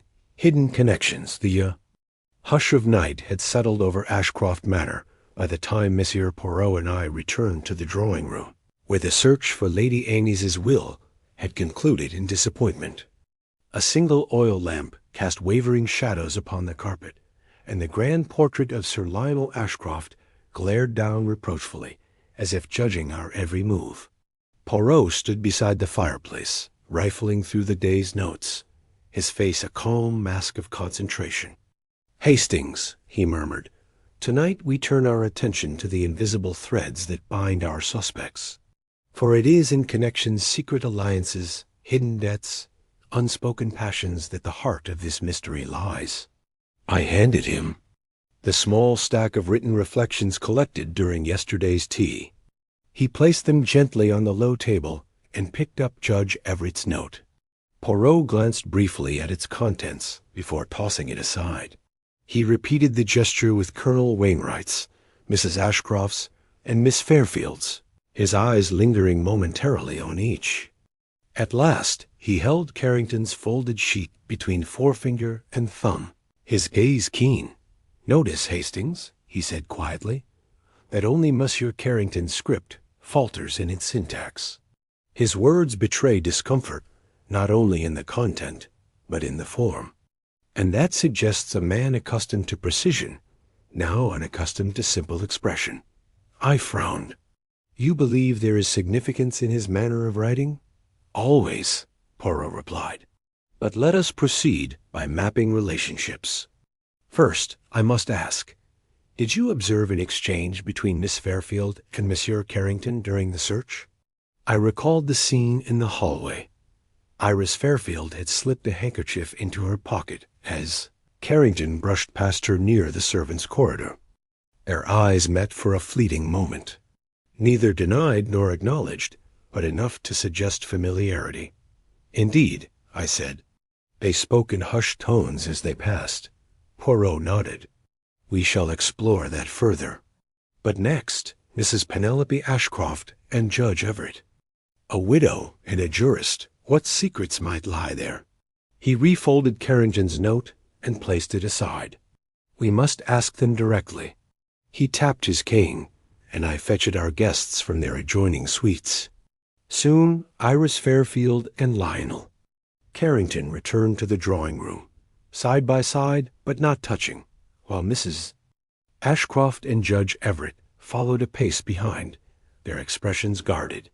Colonel Wainwright lingered by the window, surveying the lawns under moonlight, his silhouette crisp against the glass. Poirot greeted them with polite gravity. Mies Amos, we now seek understanding of the bonds you share. Secrets often lie not in a solitary gesture, but in the way two people inhabit the same space. He turned to Miss Fairfield. Mademoiselle, you painted Edward's portrait, yet you claimed the sketchbooks were returned in full. I have since learned that one sketchbook is missing its last page, a study of a woman's profile, lips curved in a knowing smile. Would that be you? Iris's eyes widened. She looked from Poirot to Carrington, then back again. Yes, she whispered. That was a private commission, something Edward hoped to surprise Lady Agnes with. Her voice steadied. It was never for public viewing. Poirot inclined. And yet you were in his confidence. A closeness that might endure beyond friendship. He watched her color rise. Monsieur Carrington, did you know of this commission? Carrington stiffened. I knew Edward admired Iris's work, but I was unaware of any private portrait. He glanced at Iris, nor did I inquire. Poirot's eyes flickered. A surprise twist, yet a secret kept between Edward and Miss Fairfield. That same canvas might represent opportunity or leverage. He pressed a finger to his lips, but let us move on. Madame Ashcroft and Judge Everett. He addressed Mrs. Ashcroft first. Madame, you inherited a considerable fortune upon your marriage, and later ceded a portion to your cousin Edward. Yet Judge Everett here, your former solicitor, handled the settlements. He inclined toward the judge. Did you advise her to reduce Edward's share? The judge cleared his throat. I made recommendations based on sound legal counsel. Lady Ashcroft wished to ensure both her cousin and her charities were well provided. He met Mrs. Ashcroft's eyes. There was no pressure, only prudence. Mrs. Ashcroft pressed her gloved hands together. He guided me wisely. But the separation of funds caused Edward distress. He asked me to reconsider. Poirot tapped his cane thoughtfully. Distress often invites action, desperate or otherwise. Yet your bond appears both professional and respectful. He turned back to the group. Colonel Wainwright, you observed this friction? The colonel stepped from the window's shadow. I saw Edward pacing outside the library, fuming over financial discussions. He confided in me. Our friendship permitted that. He glanced at Mrs. Ashcroft. He feared being a charity case. Poirot stroked his mustache. A sensitive subject indeed. He then said, Finally, I wish to explore the staff, for they too share hidden connections with their masters. He beckoned Cooper and James, who had been waiting discreetly in the doorway. The footman and gardener joined us, silent and respectful. Poirot regarded Cooper. You delivered the message to Colonel Wainwright, yes? But did you pass Lady Amy's sitting room first? Cooper nodded. Yes, monsieur. I paused in the corridor. He swallowed. I thought I saw Mrs. Bramwell slip a key into her pocket. The housekeeper's eyes narrowed. She stepped forward. I carried Lady Ames's spare drawer key to tidy her dressing room. I returned it immediately. Poirot inclined. A necessary errand. Yet the key in question also opens Edward's desk, does it not? Mrs. Bramwell's lips quivered. It does, yes. She bit her lip. But I would never use it for anything improper. Poirot held her gaze. And yet it might have been used by someone confident they could borrow and replace it unnoticed. He smiled kindly. Tell me, James, did you ever see Mr. Reynolds, the butler, with that same key? James looked between the housekeeper and the butler. Mr. Reynolds often carried a ring of keys, yours always on top, Mrs. Bramwell's. He looked at the housekeeper. Sometimes he borrowed it. Reynolds stiffened. Borrowed it? James nodded. When I brought flowers to Lady Ames's room, he let me in. Poirot turned to the butler. So you held both key rings. A man in your position must know the house. Secrets better than any. And perhaps you know the location of that secret panel in the library desk. Reynolds's face flushed. I was ordered never to reveal hidden compartments. Tradition. Poirot's eyes gleamed. Tradition and convenience often coincide. He stepped back, surveying the small assembly. We see, Mies Amos, that connections run deeper than blood and title. Confidence is shared, keys exchanged, resentments harbored. Each bond offers opportunity for trust or for betrayal. He tapped his cane twice. Tomorrow, we pursue these threads further. Each clue must be examined in the context of these relationships. For the truth lies not in a solitary act, but in the intersection of lives entwined. As the company departed, leaving only the staff and ourselves, Poirot turned to me, voice low. Tonight, Hastings, we have unearthed the hidden architecture of human ties. The next step is to see which connection gave the culprit the perfect pretext to strike twice. I nodded, heart racing at the implications. Under the fading lamp glow, Ashcroft Manor held its breath, its secrets tangled like the ivy on its walls. And within that evening's discoveries lay the promise of revelations yet to come. Chapter 10. Poirot's secret clue the dawn mist still clung to the hedges as I found Monsieur Poirot alone in the billiard room, kneeling beside the overturned ivory ball. His small mustache quivered with concentration as he examined the chipped surface in the pale light. Behind him, the heavy curtains remained drawn, lending the room an air of hushed expectation. Hastings, he said softly, looking up, observe this ball once more. I knelt beside him, recalling how we had discovered it scratch-matched. That on the brass button. Poirot turned the ball gently in his gloved hand, illuminating a faint smudge of ink on the curve opposite the chip, so faint I might have missed it entirely. Do you see? He whispered. A secret mark left by the artist who painted the ivory. It is not mere coincidence. I peered closer. Indeed, there appeared to be a looped flourish in artist's initial IF etched in dark ink. Iris Fairfield's monogram. Madagascar ivory, Hastings, Poirot continued, was prized for its fine grain. But an artisan who signs her work so boldly would do so on more polished surfaces, not on a billiard ball. The presence of this mark here suggests the ball did not belong to the standard matter set.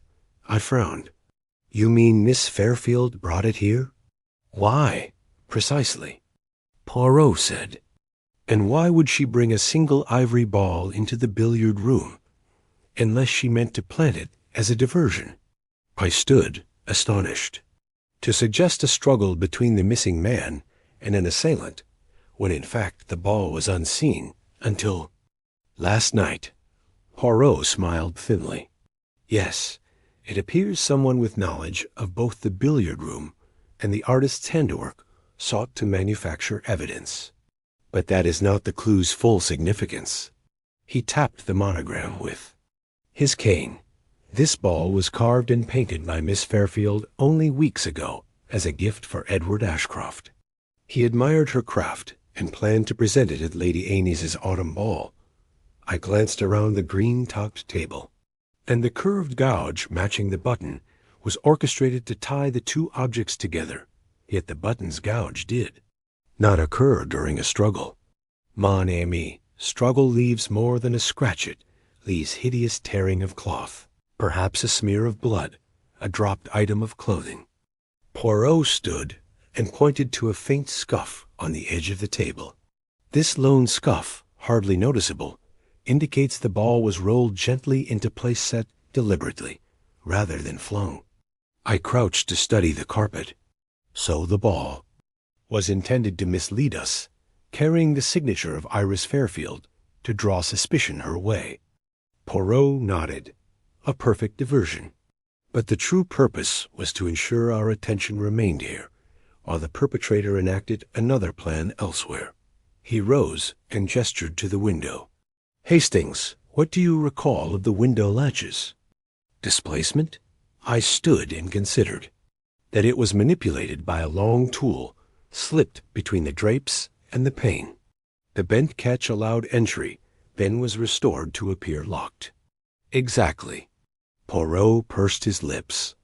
But notice how the paint on the latch retains a micro-abrasion white undercoat rubbed through. That undercoat matches the primer in the window frame, not the brass of the latch. I looked closer, astonished. So the latches were switched? The entire mechanism replaced after the deed? We? Poirot's eyes shone. The murderer carried two identical latches, one painted to match the frame, one to install after. This level of precision demands not only knowledge of the billiard room, but access to the Manor's hardware stores. I gasped, but who among us would possess such access? The housekeeper and the butler. Yes, yet neither had motive strong enough to abduct Edward Ashcroft. Poirot's mustache twitched. Consider who visited the conservatory yesterday, ostensibly to view the orchids. The gardener's assistant, James, escorted Miss Fairfield to show her rare bloom. Yet James had recently acquired keys to the maintenance shed, where hardware is kept. Suppose he procured the latches for someone else? I shook my head. Collusion. But why implicate Miss Fairfield so overtly with the monogrammed ball? Because the true culprit sought to shield James, Poirot said. By redirecting suspicion toward the artist, the gardener remains unnoticed. And yet, he paused, eyes distant. Hastings, you noticed the ink on the billiard ball, yes? But did you see the corresponding smudge on the desk blotter in the library this morning? I hesitated. I did not. I noticed the blotter was slightly askew, with a faint smudge of charcoal or soot. Exactly, Poirot interrupted. A near-identical smudge, but in bluish black. The desk blotter bore the imprint of a fountain pen nib distinct from any desk implement. That nib came from Mr. Carrington's pen, which was noted missing after the first search. I blinked. So the pen was used to sign the will, or to mark the ball. But why mix smudges? Because the will thief visited the billiard room, perhaps, hidden behind the moved table, writing a false confession to make it appear Edward planned to flee of his own volition. The monogrammed ball served to mislead regarding the abductors. Identity: the replaced latches feigned a sealed room, and the ink smudge provided evidence of a handwritten note. I rubbed my forehead. It all ties together. But if Mr. Carrington's pen was used, he must have been in the billiard room after 10 o'clock, contradicting his earlier statement. Poirot nodded gravely. And as we discovered, his ledger was carried furtively through the scullery at that time. He could have paused in the billiard room, hidden beneath the table, and prepared the stage scene. I sank into a chair, awed by the layers of the deception. So Mr. Carrington is the abductor and the will thief? Patience, Hastings. Poirot raised a finger. This, my friend, is only the secret clue. The tiny smear on the ball revealed Iris Fairfield's unwitting involvement. The bent latches showed collusion in hardware, and the ink smudge points toward Carrington. Yet before we unmask him, we must gather conclusive proof. He folded his arms, gaze unwavering.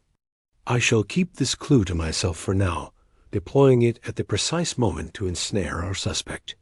Timing is crucial. Tomorrow at the final gathering, I shall present evidence so layered that no defense can withstand it. I rose, heart pounding. And until then, you will continue the investigation in silence? We, Poirot said, his eyes alight with purpose. The little gray cells revel in secrecy. Now, Hastings, fetch Inspector Mallory. We have questions to pose and a trap to set. As I hurried from the billiard room, I glanced back at Poirot's silhouette against the vast green table. In that moment, I realized the true elegance of his method. He had unearthed a secret clue, so subtle that none in the house suspected its existence. And with that clue, he would orchestrate the next phase of the investigation, drawing every deception to light and the true culprit into his snare. Chapter 11. Tensions rise. A gray pall had settled over Ashcroft Manor by late morning, the autumn. Wind rattling the lidded panes like distant whispers of unease. In the vast drawing-room, the full assembly had gathered once more. Lady Agnes Penrose on the chaise longue by the hearth, Judge Everett close by, and Colonel Wainwright standing near the window, arms folded. Miss Iris Fairfield sat stiffly at a corner table, clutching her artist's satchel, while Lionel Carrington lingered by the mantel, face tightly controlled. Inspector Mallory observed from near the door, notebook at the ready. I remained in the background, watching, as Poirot surveyed the group with his inscrutable gaze. Mise Amos, Poirot began, his voice both gentle and commanding. We have learned much about secret panels, diverted clues, and hidden alliances. Yet facts alone do not break the human spirit. It is under pressure that true nature reveals itself. He paused, allowing his words to sink in. The atmosphere thickened. Each face reflected anxiety, suspicion, and the dawning realization that they might each be under scrutiny. Poirot's eyes settled on Colonel Wainwright. Colonel, you served alongside Edward Ashcroft in foreign lands. Tell me, did you ever notice a change in his character, something that suggested he harbored resentment or fear? The Colonel's jaw tightened. Edward was proud but generous. After his reversal of fortune, he grew withdrawn, hated, relying on Lady Annes's charity.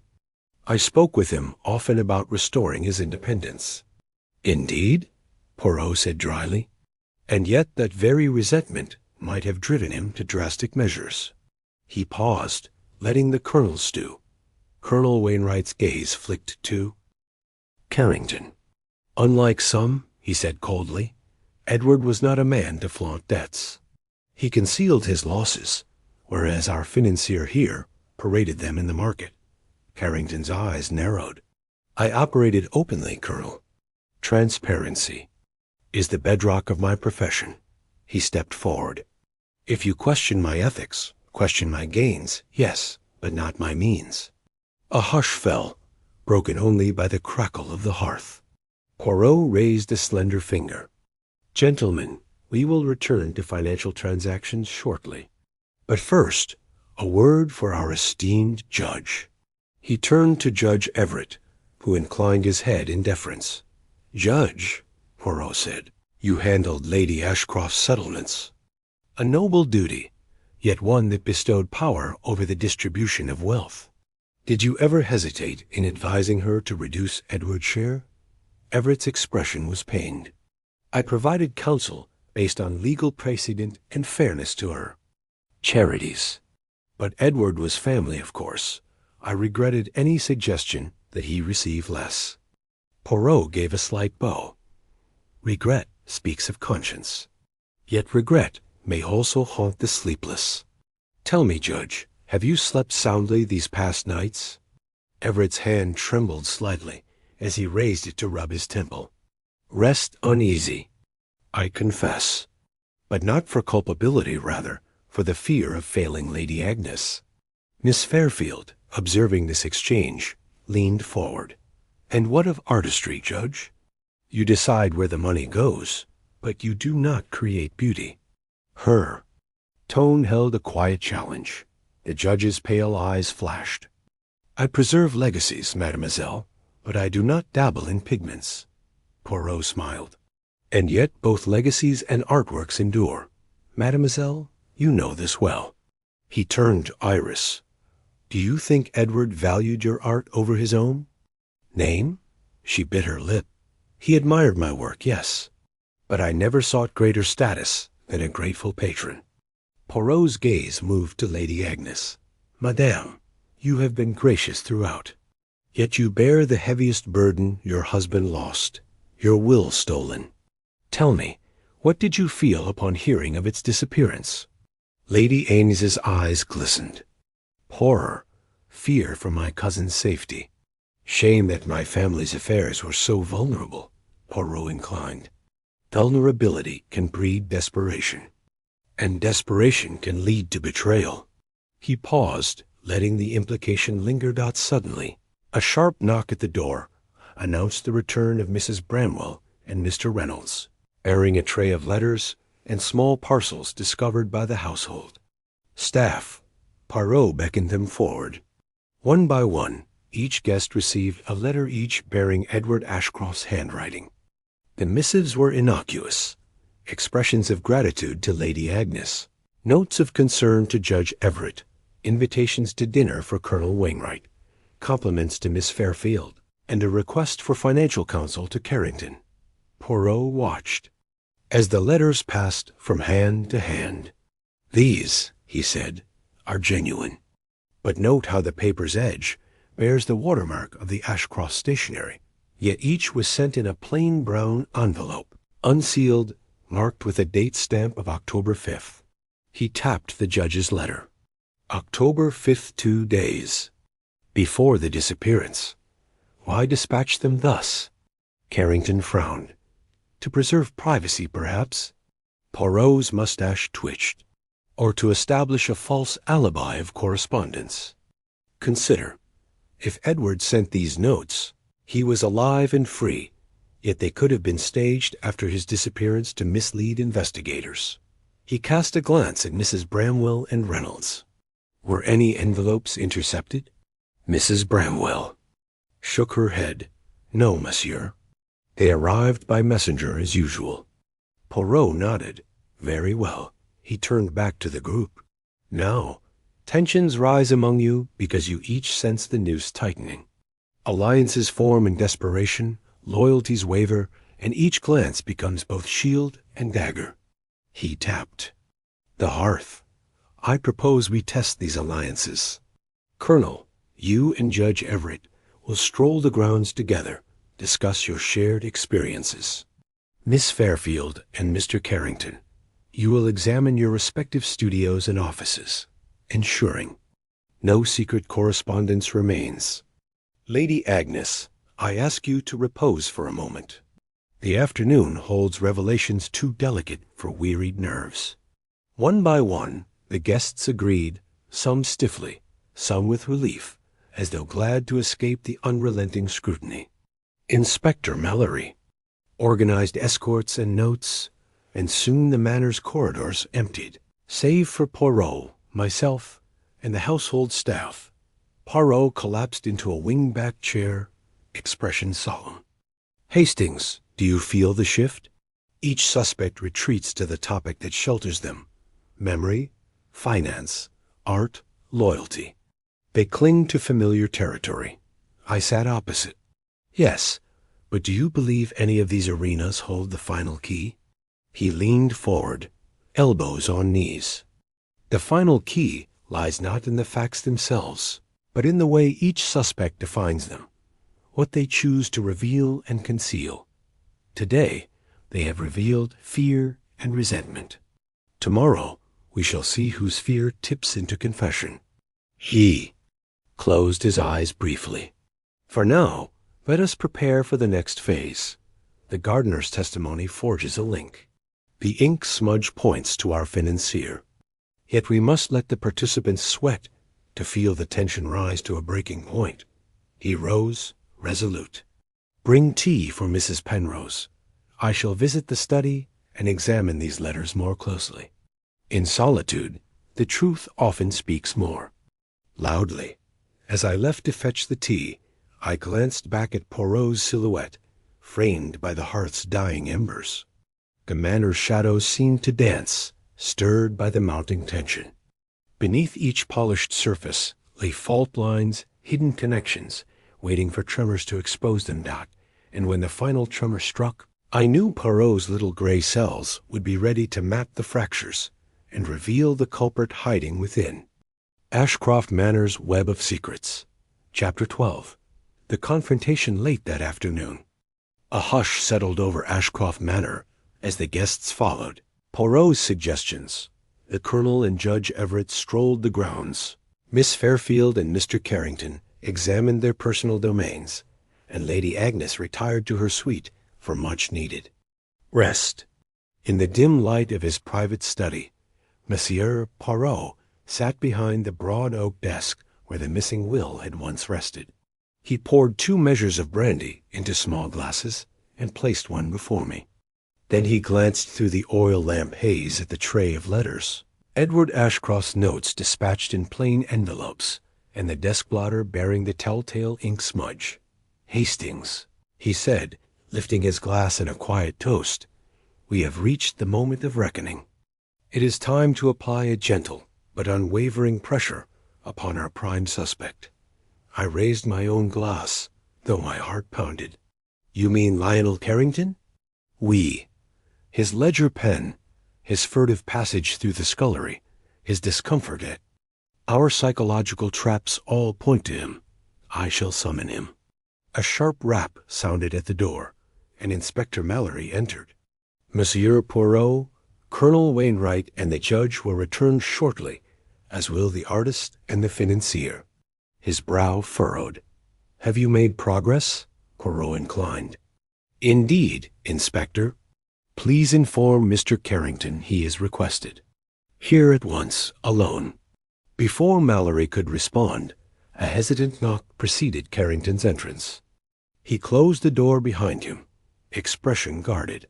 "Monsieur Carrington," Poirot began, voice serene. "Thank you for coming. Pray, sit." Carrington sat stiffly in the leather chair, opposite the desk. Poirot tapped the blotter. "Firstly, you wrote upon this desk not Edward Ashcroft. Your fountain pen left its mark. Why?" Carrington swallowed. I don't know what you mean." Poirot's eyes glinted. "I mean this smudge." He slid the blotter forward. "Matches. The ink of your pen, which you claimed was misplaced, yes?" Carrington's breath hitched. I misplaced it, yes. I retrieved it only this morning."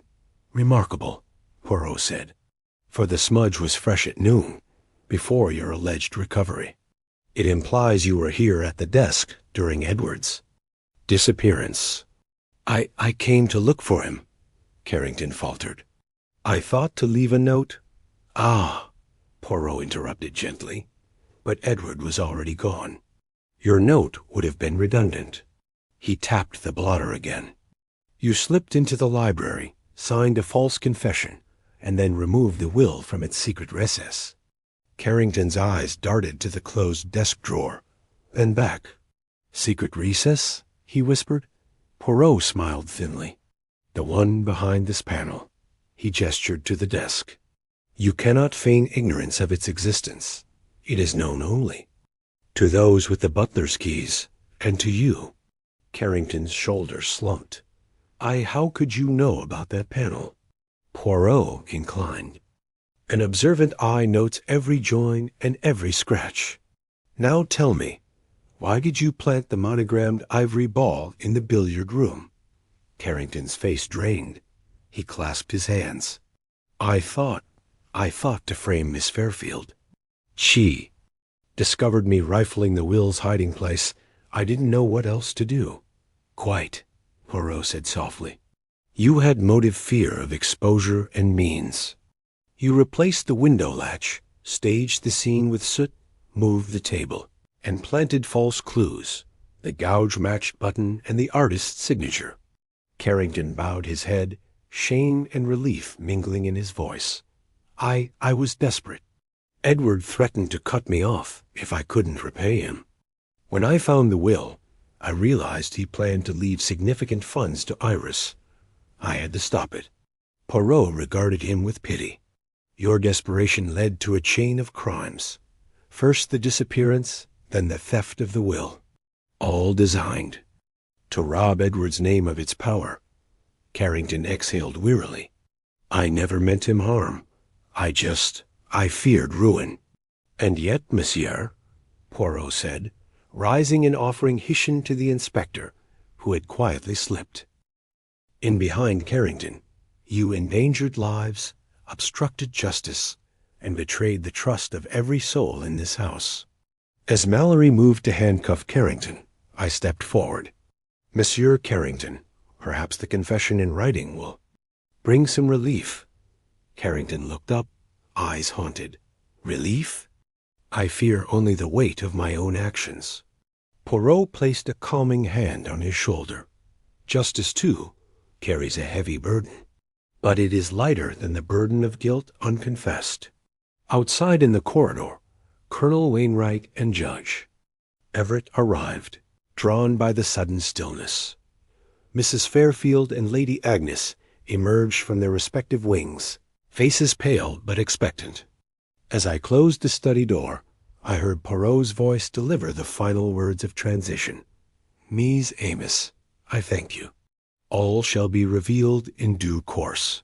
For tonight, the culprit confesses. Tomorrow, we shall gather to rehearse the true sequence of events and restore order to Ashcroft Manor. And thus, in the quiet of the study, Poirot's masterful psychological pressure had yielded a crucial mistake, and with it, the unmasking of the architect behind both mysteries. Chapter 13. A desperate attempt to escape the hush that followed.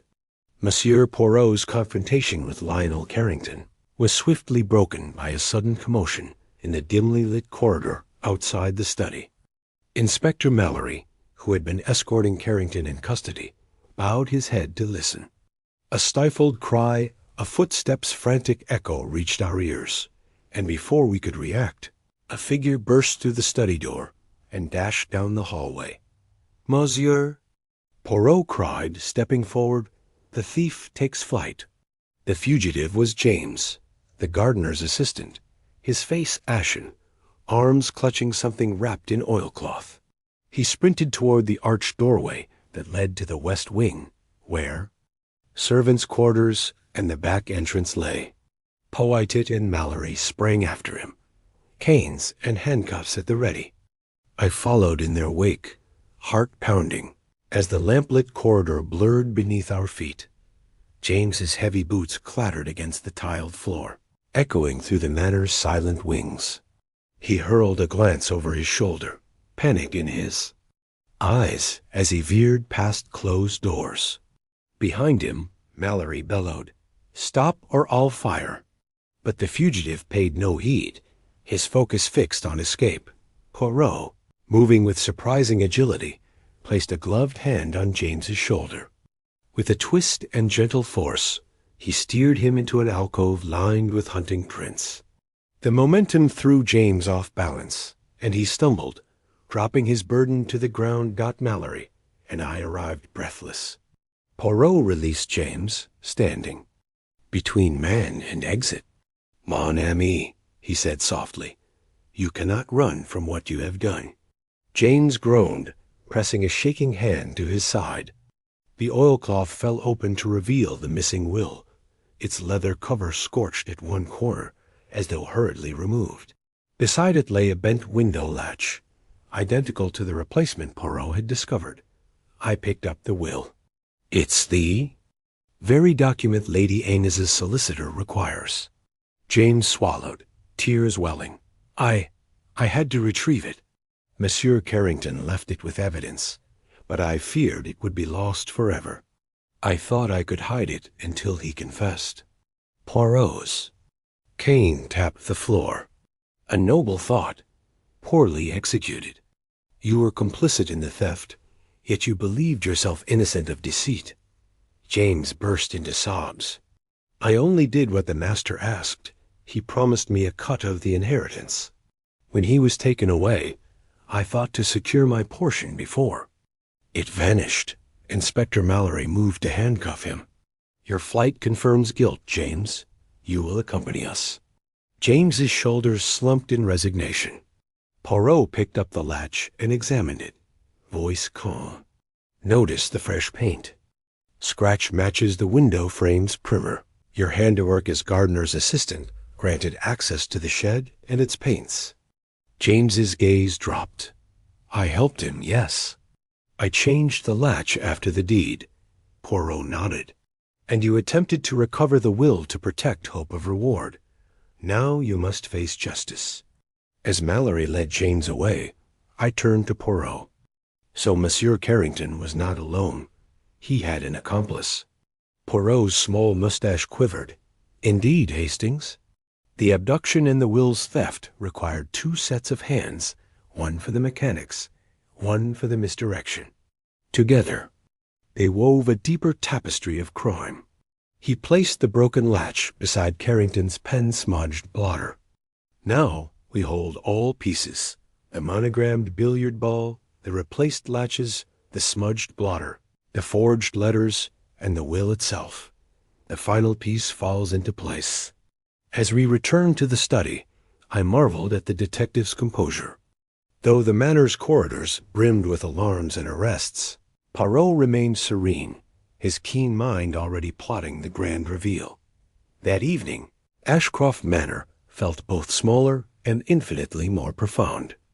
Behind every corridor and panel lay evidence of human frailty and the collusion of 2 desperate men. The stage was set for the final gathering, where each confession, each clue, and each motive would be laid bare. And at the heart of it all stood Hercule Poirot, little gray cells poised to untangle the final knot. Chapter 14. The final piece falls into place late that evening. The grand dining room of Ashcroft Manor lay silent, its long table cleared of the day's supper, yet still bearing the polished candlesticks whose flames flickered like hesitant confessions. Heavy drapes were drawn against the night, and only the soft rustle of servants moving unseen through shadowed corridors broke the hush. In the center of the room, Monsieur Poirot stood behind the head chair, his charcoal frock coat impeccable, and his little black mustache quivering with quiet satisfaction. Mies Amos, he began, his voice resonant in the vaulted chamber. We have now heard testimony, discovered secret mechanisms, and observed human frailty at work. The hour is late, yet the hour of truth draws near. He paused, letting the weight of his words settle. Before we assemble for our final gathering, permit me to recount the pieces of our puzzle, so that all may appreciate the tapestry of events. He turned to Lady Agnes Penrose, seated to his right on a gilded side chair. She leaned forward, pale but determined, her eyes reflecting both grief and hope. Poirot addressed her gently. Madame, you received 2 mysteries: the disappearance of your cousin, Edward Ashcroft, and the removal of your father's will. Both were orchestrated to mislead, and both serve as testament to human desperation. He raised a slender finger. Yet the final piece, without which the sequence remains incomplete, is the motive that ties deed to desire. Poirot strode to the table's center and retrieved the battered leather will. He held it aloft. Here lies the will, now in its rightful bearer's hands once more, yet marked by the fire's scorch and the hands of thieves. He tapped its cover. Mr. Carrington believed that you, Lady Agnes, favored Miss Fairfield in the distribution. He sought to intercept this document to prevent the artist's bequest. He turned to Iris Fairfield, who sat rigidly at the far end. Mademoiselle, you are not only the supposed victim of a staged clue, but also the intended beneficiary, whom the true culprit feared. Iris's cheeks flushed, her auburn hair catching the candlelight. She inclined her head. Poirot continued, "And so, the ivory billiard ball monogrammed I was not merely a diversion. It was the symbol of what Mr. Carrington could not. Abide. Edward's intent to honor your craft with financial security." He laid the ball on the table beside the will. Yet Mr. Carrington lacked the means to execute such a plan alone. He enlisted the gardener's assistant, James, whose access to the hardware shed and knowledge of hidden keys enabled entry. Poirot picked up the broken window latch. James replaced this latch after the deed, believing that he could receive his promised reward before suspicion fell. He set it beside the pen-smudged blotter. But he did not foresee that the ink on the blotter, courtesy of Carrington's own fountain pen, would betray their collaboration. Poirot circled back to Inspector Mallory, who stood patiently by the sideboard. "Inspector, you found the thread of silk at the billiard-room door. That false lead was designed to implicate Colonel Wainwright, whose regimental ties provided a convenient scapegoat. Yet the timing of his movements, corroborated by Mrs. Bramwell, cleared him." He nodded. "Thus we see how red herrings were cast at every turn." He returned to Lady Agnes. "Madame, you heard a thud in the corridor and sensed a faint odor of burning rubber. That odor was not from the fireplace, but from the scorched will briefly glimpsed by James as he fled." He turned to the assembled circle. Judge Everett, Colonel Wainwright, Mrs. Ashcroft, Miss Fairfield. You each participated in this drama unknowingly, some by loyalty, some by inadvertence, all drawn into the web. The judge inclined. "Your summation is compelling, monsieur. Yet why orchestrate such an elaborate charade rather than a direct appeal?" Poirot's eyes glinted. Desperation clouds judgment. Mr. Carrington faced ruin if Edward's bequest to Miss Fairfield stood. He believed that by removing the will and abducting Edward, he could coerce a new arrangement or hide the original entirely. He tapped the will again. But he underestimated the tenacity of Edward's friends and the acuity of my little gray cells. Poirot paused, his gaze sweeping the faces in the candlelight. Then, with deliberate calm, he picked up the stained blotter and held it high.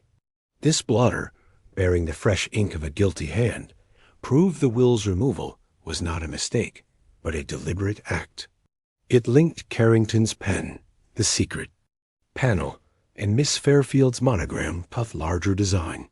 He placed it down. All that remained was to observe reactions under pressure, and so we did, through psychological games and staged interviews. He stepped back and folded his hands. "Mies Amos, you have witnessed how motive, means, and opportunity align to facilitate this crime.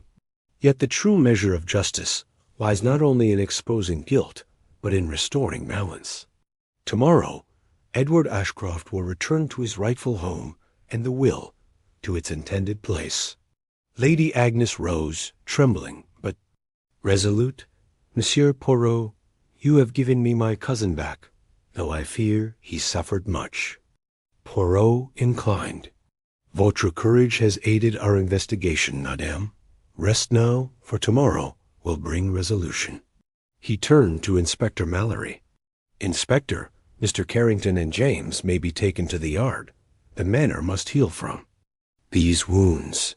As the gravity of Poirot's words settled, a soft knock roused us Captain Hastings, bearing a tray with 2 steaming cups of tea. Poirot smiled in acknowledgment, accepting his own. He sipped thoughtfully, then set the cup aside and regarded me. "Hastings," he said quietly, "the final piece has indeed fallen into place. But do you note how every element button, ball, thread, blotter, latch was but a step along this path? Only when assembled do they reveal the full symmetry of deception." I nodded. "An exquisite puzzle, Poirot. And now, soon, the grand reveal to the company." He rose, straightening his coat. "Yes, Hastings, The final gathering approaches. Let the manor slumber tonight, that tomorrow its inhabitants might awaken to truth and to the restoration of order. Outside, the wind moaned gently among the turrets, but within Ashcroft Manor's walls, a sense of calm prevailed. The mysteries had been unraveled, the culprits exposed, and the final piece at last had fallen into its rightful place. Chapter 15. The final gathering late the next morning. The great hall of Ashcroft Manor was prepared for the denouement. Heavy velvet drapes were drawn back to admit a pale autumn sunshine, lending the room an air of solemn expectation. A single long table, its surface polished to a soft gleam, stood before the carved oak paneling. Upon it lay the evidence: the brass button, the monogrammed billiard ball, the broken latch, the ink-stained blotter, and the restored will. At the far end, Lady Agnes Penrose took her place, poised and composed. Around her sat Judge Everett, Colonel Wainwright, Mrs. Ashcroft, Miss Fairfield, Inspector Mallory, and, under gentle guard, Mr. Carrington and James the gardener. I stood discreetly to one side as Poirot entered with deliberate grace. He paused at the head of the table, eyes alight with the satisfaction of a master who at last holds the completed work in hand. "Mies Amos," he began, voice carrying clearly. "Through the vaulted chamber, we gather at last to reconstruct the events of October 7th and the days thereafter. I shall retrace the steps of our missing gentleman, Edward Ashcroft, and illuminate the threads of conspiracy that ensnared us all." He indicated the billiard-room cue ball. This ivory sphere, bearing the monogram IF, was placed deliberately upon the table to suggest a struggle. In fact, it was crafted by Miss Fairfield as a gift and misused to implicate her.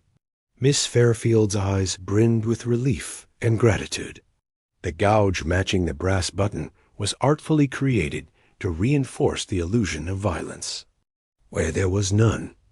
Poirot turned to the button. This brass button, torn from Edward's waistcoat, was laid beside the ball to suggest a scuffle. In truth, the button carried no tear of desperation, only a contrived nick. He tapped the button gently. Together, these items formed our first false lead. He strode to the library blotter. Here, the ink smudge-fresh, bluish-black ore, the imprint of Mr. Carrington's fountain pen. Placed upon the desk blotter, it served to convince us that Edward had left a written farewell. Yet the paper remained intact.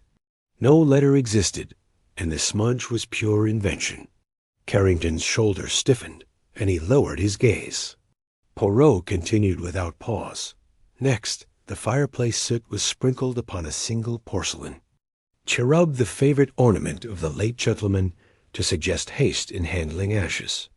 The hearth, however, bore no trace of fire. This soot was carried in a handkerchief, and its selective placement exposed a clumsy ruse. He paused, allowing the weight of these revelations to settle. Then he demonstrated the broken latch. This replacement catch, painted to match the window frame, allowed entry into a locked room. The genuine latch was then reinstalled to feign a sealed door. Such precision required knowledge of the manor's hardware knowledge, wielded by the gardeners. Assistant James, at the behest of Mr. Carrington. Poirot turned to James, who sat beside Carrington under Mallory's watchful eye. "Your involvement was coerced by promises of reward, yet your flight betrayed complicity. You replaced the latch and assisted in the concealment of the will." James bowed his head, remorseful. Finally, Poirot lifted the restored will. Here lay the true motive. This document bequeathed a significant sum to Miss Fairfield, to recognize the artistry that Edward so admired. Mr. Carrington, facing ruin if this bequest stood, orchestrated the disappearance of Edward and the removal of this will, believing that in the ensuing confusion he could procure new terms. He placed the will gently upon the table, but in so doing he committed two grave offenses: abduction and theft. Poirot's voice softened as he addressed Lady Agnes. "Madame, your cousin was never far from harm's reach. He was spirited away to the underground service corridor, concealed until James could retrieve the will. He suffered fright, but was unharmed. This morning, Edward rejoined your breakfast table, whole and well." Lady Agnes rose, her relief palpable, and crossed to the alcove where Edward had been quietly seated moments before. He stepped forward, steady and composed. "Agnes," he said, voice firm, "I owe my safety to Hercule Poirot and to your steadfast faith." A murmur of gratitude rose among the assembly. Poirot inclined his head. "Now you know the sequence of events in full. We have seen misdirection physical and psychological woven together to conceal desperation. Yet truth, like the finest tapestry, reveals itself when each thread is examined in turn." He turned to Inspector Mallory. "Inspector, I trust you will take the appropriate steps. Mr. Carrington and James must be conveyed to the authorities. The case, I believe, is closed." Mallory inclined gravely. "Yes, Monsieur Poirot. Justice will be served." Poirot swept his gaze over the survivor's Lady Agnes's joy, the judge's solemn satisfaction, Colonel Wainwright's validating nod, Mrs. Ashcroft's tearful relief, and Miss Fairfield's grateful smile. Then he looked at me. "Hastings, the final gathering is complete. The puzzle dismantled, the culprit exposed, and the innocent restored." I stepped forward. "Monsieur, your method so precise, so humane, has returned peace to Ashcroft Manor." He bowed in acknowledgment. "Peace, mon ami, is the reward of diligence and compassion. And now, with the heart's unrest stilled, Ashcroft Manor may resume its gentle rhythm." As the assembled company departed, exchanging congratulations and heartfelt embraces, Poirot and I lingered in the tranquil hall. The morning's soft light glinted on the polished floor, and I could not help but marvel at the detective's artful orchestration. "Shall we, Monsieur Poirot?" I asked, offering my arm. He smiled, hooking his arm through mine. "Yes, Hastings. Let us return to Baker Street for now. My little gray cells may rest, content that order has been restored." And so, with the final gathering complete and every hidden thread laid bare, the enigmas of Ashcroft Manor settled into the calm they so richly deserved. Chapter 16. The Reveal. Late afternoon sun cast golden bars through the mullioned windows of Ashcroft Manor's drawing room as the assembled company settled into their places for the final revelation. Lady Agnes Penrose sat in the central armchair, Edward Ashcroft at her side, his composure restored, though a faint shadow of his ordeal lingered upon his countenance. Judge Everett occupied the seat to the left, Colonel Wainwright to the right. Miss Fairfield watched from a chaise by the hearth, and Mrs. Ashcroft, Inspector Mallory, and the household staff stood respectfully along the room's perimeter. At the head of the space, Hercule Poirot surveyed the scene with his usual poise, his steely blue eyes alight with the promise of unveiling hidden truths. "Mes amis," he began in his sonorous French-accented English, "we have already examined the sequence of events and identified the principal actors in this drama. But a grand reveal requires that we understand not only what occurred, but why the innocent were endangered, why the guilty risked all, and why, in the end, justice must prevail." He paused, ensuring every eye was upon him.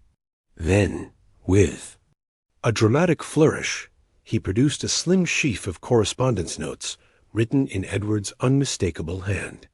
Placing them upon the low table before Lady Agnes, he continued, "These letters were dispatched on October 5th, 2 days prior to the disappearance. They bear no seal, delivered in brown envelopes to preserve discretion. Yet they form the foundation of our narrative." He turned to Judge Everett. "Judge, you will recall that you received one such note, inviting you to the billiard room for counsel." The judge nodded gravely. "And yet, on that night, the billiard door was locked from within not, at your instigation. He glanced to Colonel Wainwright. Colonel, you believed yourself summoned for brandy and Q inspection. Yet neither occurred until later. Poirot touched the sheath. These letters served to lure our suspects into the corridor, creating clear windows of opportunity. While they attended these fictitious summons, Edward was removed from the locked room by his supposed friend Lionel Carrington. A collective intake of breath followed as Poirot's gaze shifted to Carrington, who sat rigid under Inspector Mallory's watchful eye. "Monsieur Carrington," Poirot said softly, "you have confessed to orchestrating the disappearance. You knew that Edward intended to bequeath substantial funds to Miss Fairfield as payment for her artistry and as testament to her talent. Your own financial empire trembled at the thought of such generosity, for it would deplete your expected returns." Carrington's head bowed. Poirot continued, "Driven by fear of personal ruin, you enlisted James, the gardener's assistant, whose familiarity with the service passages allowed clandestine entry. Together, you replaced the window latch and spirited Edward away through the subterranean corridors." Miss Fairfield's eyes brimmed with concern. Poirot addressed her kindly. "Mademoiselle, your involvement was unwitting yet integral. The ivory ball bearing your monogram was intended as a smokescreen, a brilliant stroke of misdirection. It cast suspicion upon you as the abductor, while the true architects labored unseen." He turned to James, standing near the hearth under Mallory's guard. "And you, James, believing yourself promised a share of the inheritance, replaced the secret back panel in the library desk and concealed the will within the gardener's shed. Yet your conscience betrayed you, and in desperation you attempted flight, carrying the will with you." James's shoulders slumped in admission. Poirot nodded. "Your attempt to safeguard the will was misguided loyalty. But the evidence you dropped, this very panel, and Will brought the secondary crime to light." He resumed his position at the head of the company. Thus each crucial element, the monogrammed ball, the gouged button, the ink-stained blotter, the replaced latch, and the stolen will formed a tapestry of deception. But one final detail must be addressed, the motive that intertwines all these strands. Poirot stepped forward, lifting a silver cigarette case embossed with Edward's initials. This belonged to Edward Ashcroft, yet it was discovered in Mr. Carrington's coat pocket this morning. He opened it to reveal a single vellum page, the authorized copy of the amended will bearing Lady Agnes's seal. You, Monsieur Carrington, retrieved this copy, intending to produce it as a replacement. You believed that, by presenting a doctored will, you might coerce restitution of your loans. Carrington's eyes flickered with shame. Poirot's voice was gentle yet firm. But you underestimated the scrutiny of those you wronged. The forged copy bore an error in the fine script Lady Agnes's seal was reversed. Only one intimately familiar with her stationery could have fashioned this copy revelation of which sealed your fate.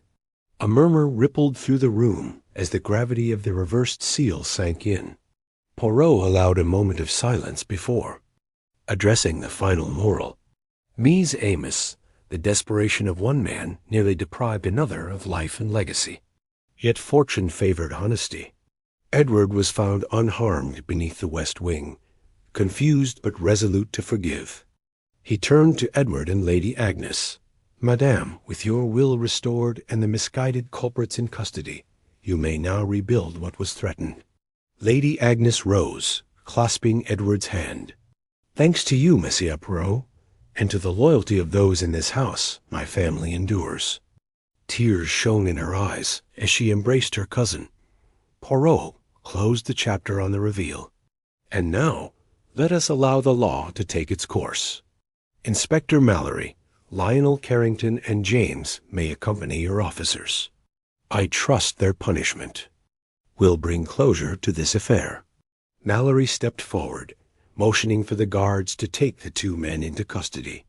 Carrington offered a final glance to Miss Fairfield, his expression a mixture of regret and resignation. James cast his eyes downward, aware of the gravity of his actions. As the door closed behind them, Poirot addressed the survivors. Truth, once revealed in its entirety, sets all free from guilt, from fear, and from doubt. May Ashcroft Manor return to its rightful peace. Colonel Wainwright and Judge Everett both stood, offering a nod of respect to Poirot. Mrs. Ashcroft and Miss Fairfield exchanged relieved smiles. Lady Agnes and Edward, reunited in their unbroken bond, thanked the detective with heartfelt warmth. I approached Poirot, voice soft. Your reveal was flawless, mon ami. Each motive and misdirection laid bare. He inclined his head with satisfaction. Hastings, the art of deduction is nothing if not the art of clarity. And clarity, once attained, dispels all shadows. With that, the mixture of relief and admiration in the room was palpable. Ashcroft Manor, having endured the storm of human frailty, now stood bathed in the calm light of truth restored.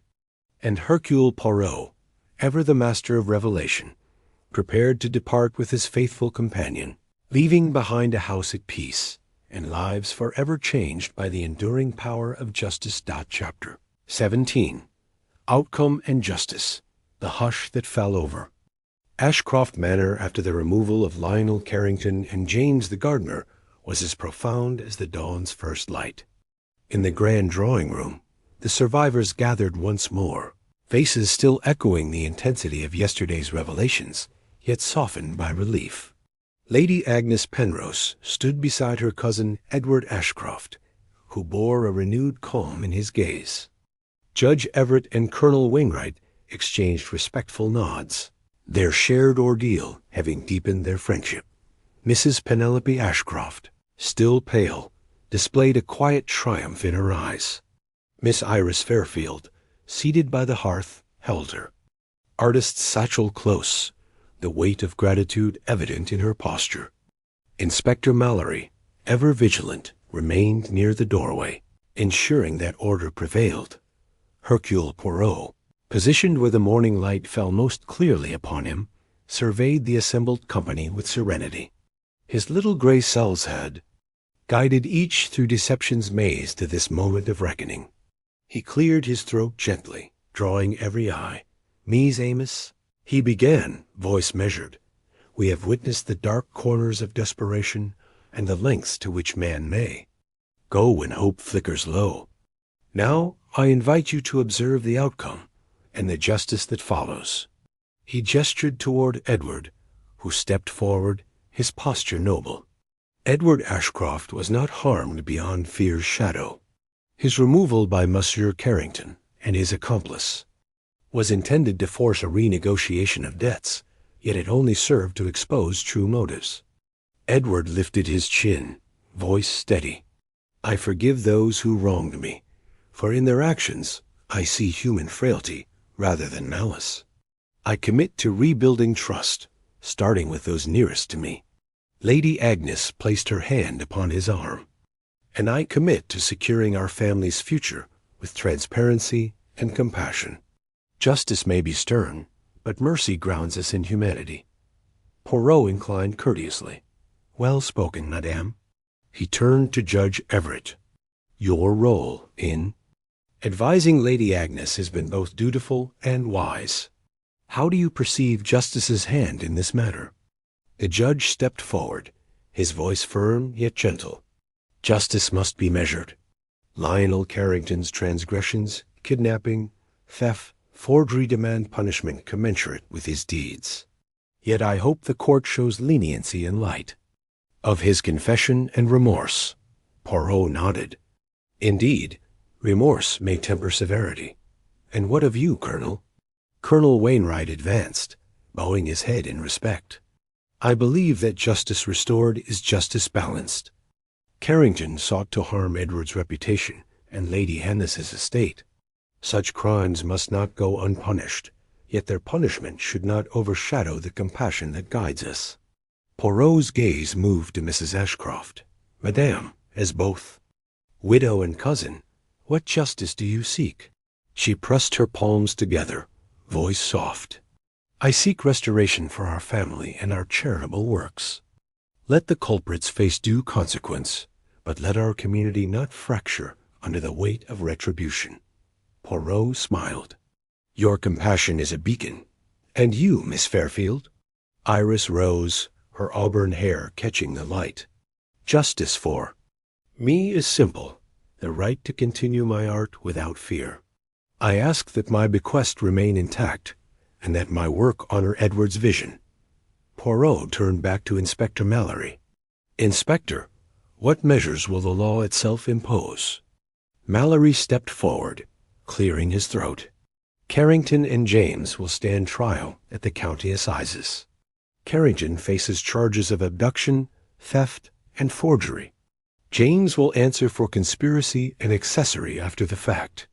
Given their cooperation, I anticipate pleas of guilty and a sentencing that considers both the gravity of their actions and their eventual contrition. A murmur of assent rippled through the room. Poirot folded his hands. Very good. Justice, as administered by the law, completes the circle begun by intrigue and deception. He allowed a moment's pause, then addressed the company more broadly. Now that we have defined justice, we may speak of consequence and restoration. Edward, you will replace the forged will with a legitimate copy, witnessed by all here. Lady Agnes will oversee the reading of its provisions, reaffirming the bequests to charities and to Miss Fairfield. Edward nodded. Yes, let us proceed. Lady Agnes stepped to the desk where the genuine will lay, its leather cover unmarred. Surrounded by friends and family, she opened it and read aloud its final clauses. Equal provision for Edward in case of his passing, generous endowment to the village school and hospital, and a substantial legacy to Iris Fairfield for the establishment of an art scholarship. Each fracerated through the room like a benediction. When she finished, Lady Agnes laid down the will and turned to Iris. Your legacy is secured, Iris. May it inspire many more to the beauty of creation. Iris's eyes glistened with tears of joy, and she offered a heartfelt bow. Poirot observed this exchange, then turned to me. Hastings, the restoration of order is as important as the detection of disorder. I inclined, moved by the detective's words. He faced the company once more. Mies Amos, let this moment mark the triumph of honesty, compassion, and the rule of law. Ashcroft Manor endures because its inhabitants choose trust over deceit. With the formalities concluded, the guests mingled softly, sharing smiles, embraces, and cautious laughter. I saw Colonel Wainwright guiding Mrs. Ashcroft toward the window to view the recovering lawns. Judge Everett and Lady Agnes discussing charitable plans, and Iris Fairfield conferring with Edward on her scholarship's first scholarship recipient. Poirot placed a hand on my shoulder. Hastings, our work here is done. Justice has been served, and the innocent may heal. He smiled, a rare warmth lighting his eyes. Let us return to Baker Street. There are other mysteries awaiting our little gray cells. As we departed the drawing room, the servants lining the corridor offered respectful bows. The manor's shadows seemed less foreboding now, its corridors suffused with newfound harmony. Outside, the autumn breeze carried the promise of renewal. And so, in the chapter of outcome and justice, Ashcroft Manor embraced a future brightened by truth, compassion, and the steady hand of justice, guided always by the singular brilliance of Hercule Poirot's mind. Chapter 18. The Closing. Remarque stillness settled over Ashcroft Manor as dusk unfurled its lavender shadows across the manicured lawns. In the grand drawing-room, its hearth long darkened, its silken drapes drawn against the falling night, the last of the company lingered. Lady Agnes Penrose, serene yet vigilant, stood beside her cousin, Edward Ashcroft, whose once troubled features now bore the calm of renewed purpose. Judge Everett and Colonel Wainwright exchanged quiet reflections on duty and friendship. Mrs. Penelope Ashcroft moved among the guests with gentle warmth, and Miss Iris Fairfield, clutching her artists. Satchel welcomed the tender congratulations of those she once scarcely knew. Even Inspector Mallory, ever watchful, allowed himself a small smile of satisfaction. At the heart of it all, Hercule Poirot remained statuesque, his gaze sweeping over the assembled guests as though appraising the final brushstrokes of a masterpiece. Beside him stood Captain Arthur Hastings, ever the loyal chronicler who, having borne witness to the unraveling and restoration of justice, felt a deep sense of closure. Poirot turned at last, lifting a gloved hand in a gesture that commanded both attention and respect. "Mies Amos," he began, his voice resonant yet intimate, "we have reached the conclusion of this most extraordinary affair, the disappearance of Edward Ashcroft, the theft of a cherished will, and the intricate web of deception woven around them. But beyond the mechanics of crime, we have illuminated the darker recesses of the human heart, where fear, pride, and desperation reside, and, more importantly, we have witnessed the triumph of courage, compassion, and truth." He paused, letting the weight of his words settle. "Permit me, therefore, a final reflection on the lessons we have learned and on the enduring power of justice." He stepped forward and addressed Edward directly. "Monsieur Ashcroft, you have shown remarkable fortitude. Though you faced confinement in sealed halls and betrayal by a trusted acquaintance, you emerged with your spirit intact. Your forgiveness of Monsieur Carrington and James exemplifies the highest form of justice, not merely the punishment of wrongdoers, but the restoration of harmony. May your benevolence continue to guide Ashcroft Manor and all who dwell within its embrace." Edward inclined his head gravely. "Monsieur Poirot, your words do me great honor. I shall never forget the kindness and wisdom you have brought to this family." Poirot next turned to Lady Agnes. "Madame, your steadfast faith in truth and your unwavering resolve have been the compass by which this investigation navigated stormy seas. You refused to yield to fear, entrusting your cousins' fate to someone you had just met, Monsieur Poirot, and to the integrity of those around you. This courage will echo through the corridors of Ashcroft Manor for generations." Lady Agnes, voice steady, replied, "I have learned that even in times of darkness, one must trust both reason and the goodness of the heart. I am deeply grateful for your guidance." Poirot's gaze then shifted to the broader circle. "To Judge Everett and Colonel Wainwright, we owe gratitude for your measured counsel and steadfast support. Your willingness to question assumptions, to confront uncomfortable truths, and to uphold the rule of law has strengthened the very foundations of justice. And to Mrs. Ashcroft, whose compassion and grace remind us that true nobility lies in humility." He let his eyes linger on Iris Fairfield beside her satchel of paintbrushes. "And to you, Mademoiselle Fairfield, whose artistry inspired both generosity and envy, we acknowledge that beauty itself can be a catalyst for both good and ill. May your scholarship flourish, nurturing young talents who, like you, will create wonders that bind us closer." Miss Fairfield offered a shy nod, eyes bright with promise. Poirot turned last to Inspector Mallory. "Inspector, your dedication to duty and your willingness to heed the counsel of little gray cells have proven invaluable. May Scotland Yard continue to embrace the marriage of procedure and intuition in every case that comes before you."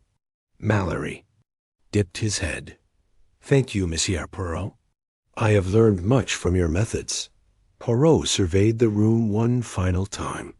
"And now, Mies Amos, as the shadows lengthen and the day's drama recedes into memory, let us remember that justice is not merely the discovery of truth, but the restoration of peace. In this house, deceit once threatened to rend apart the bonds of family and friendship. Yet truth, when pursued with patience and compassion, has proven stronger than any malice. He took a gentle step back. I shall take my leave at dawn, returning to Baker Street with my faithful companion, Captain Hastings. But before I go, allow me these final words. Trust in reason, trust in one another, and above all, trust in the power of the human heart to overcome even its darkest impulses.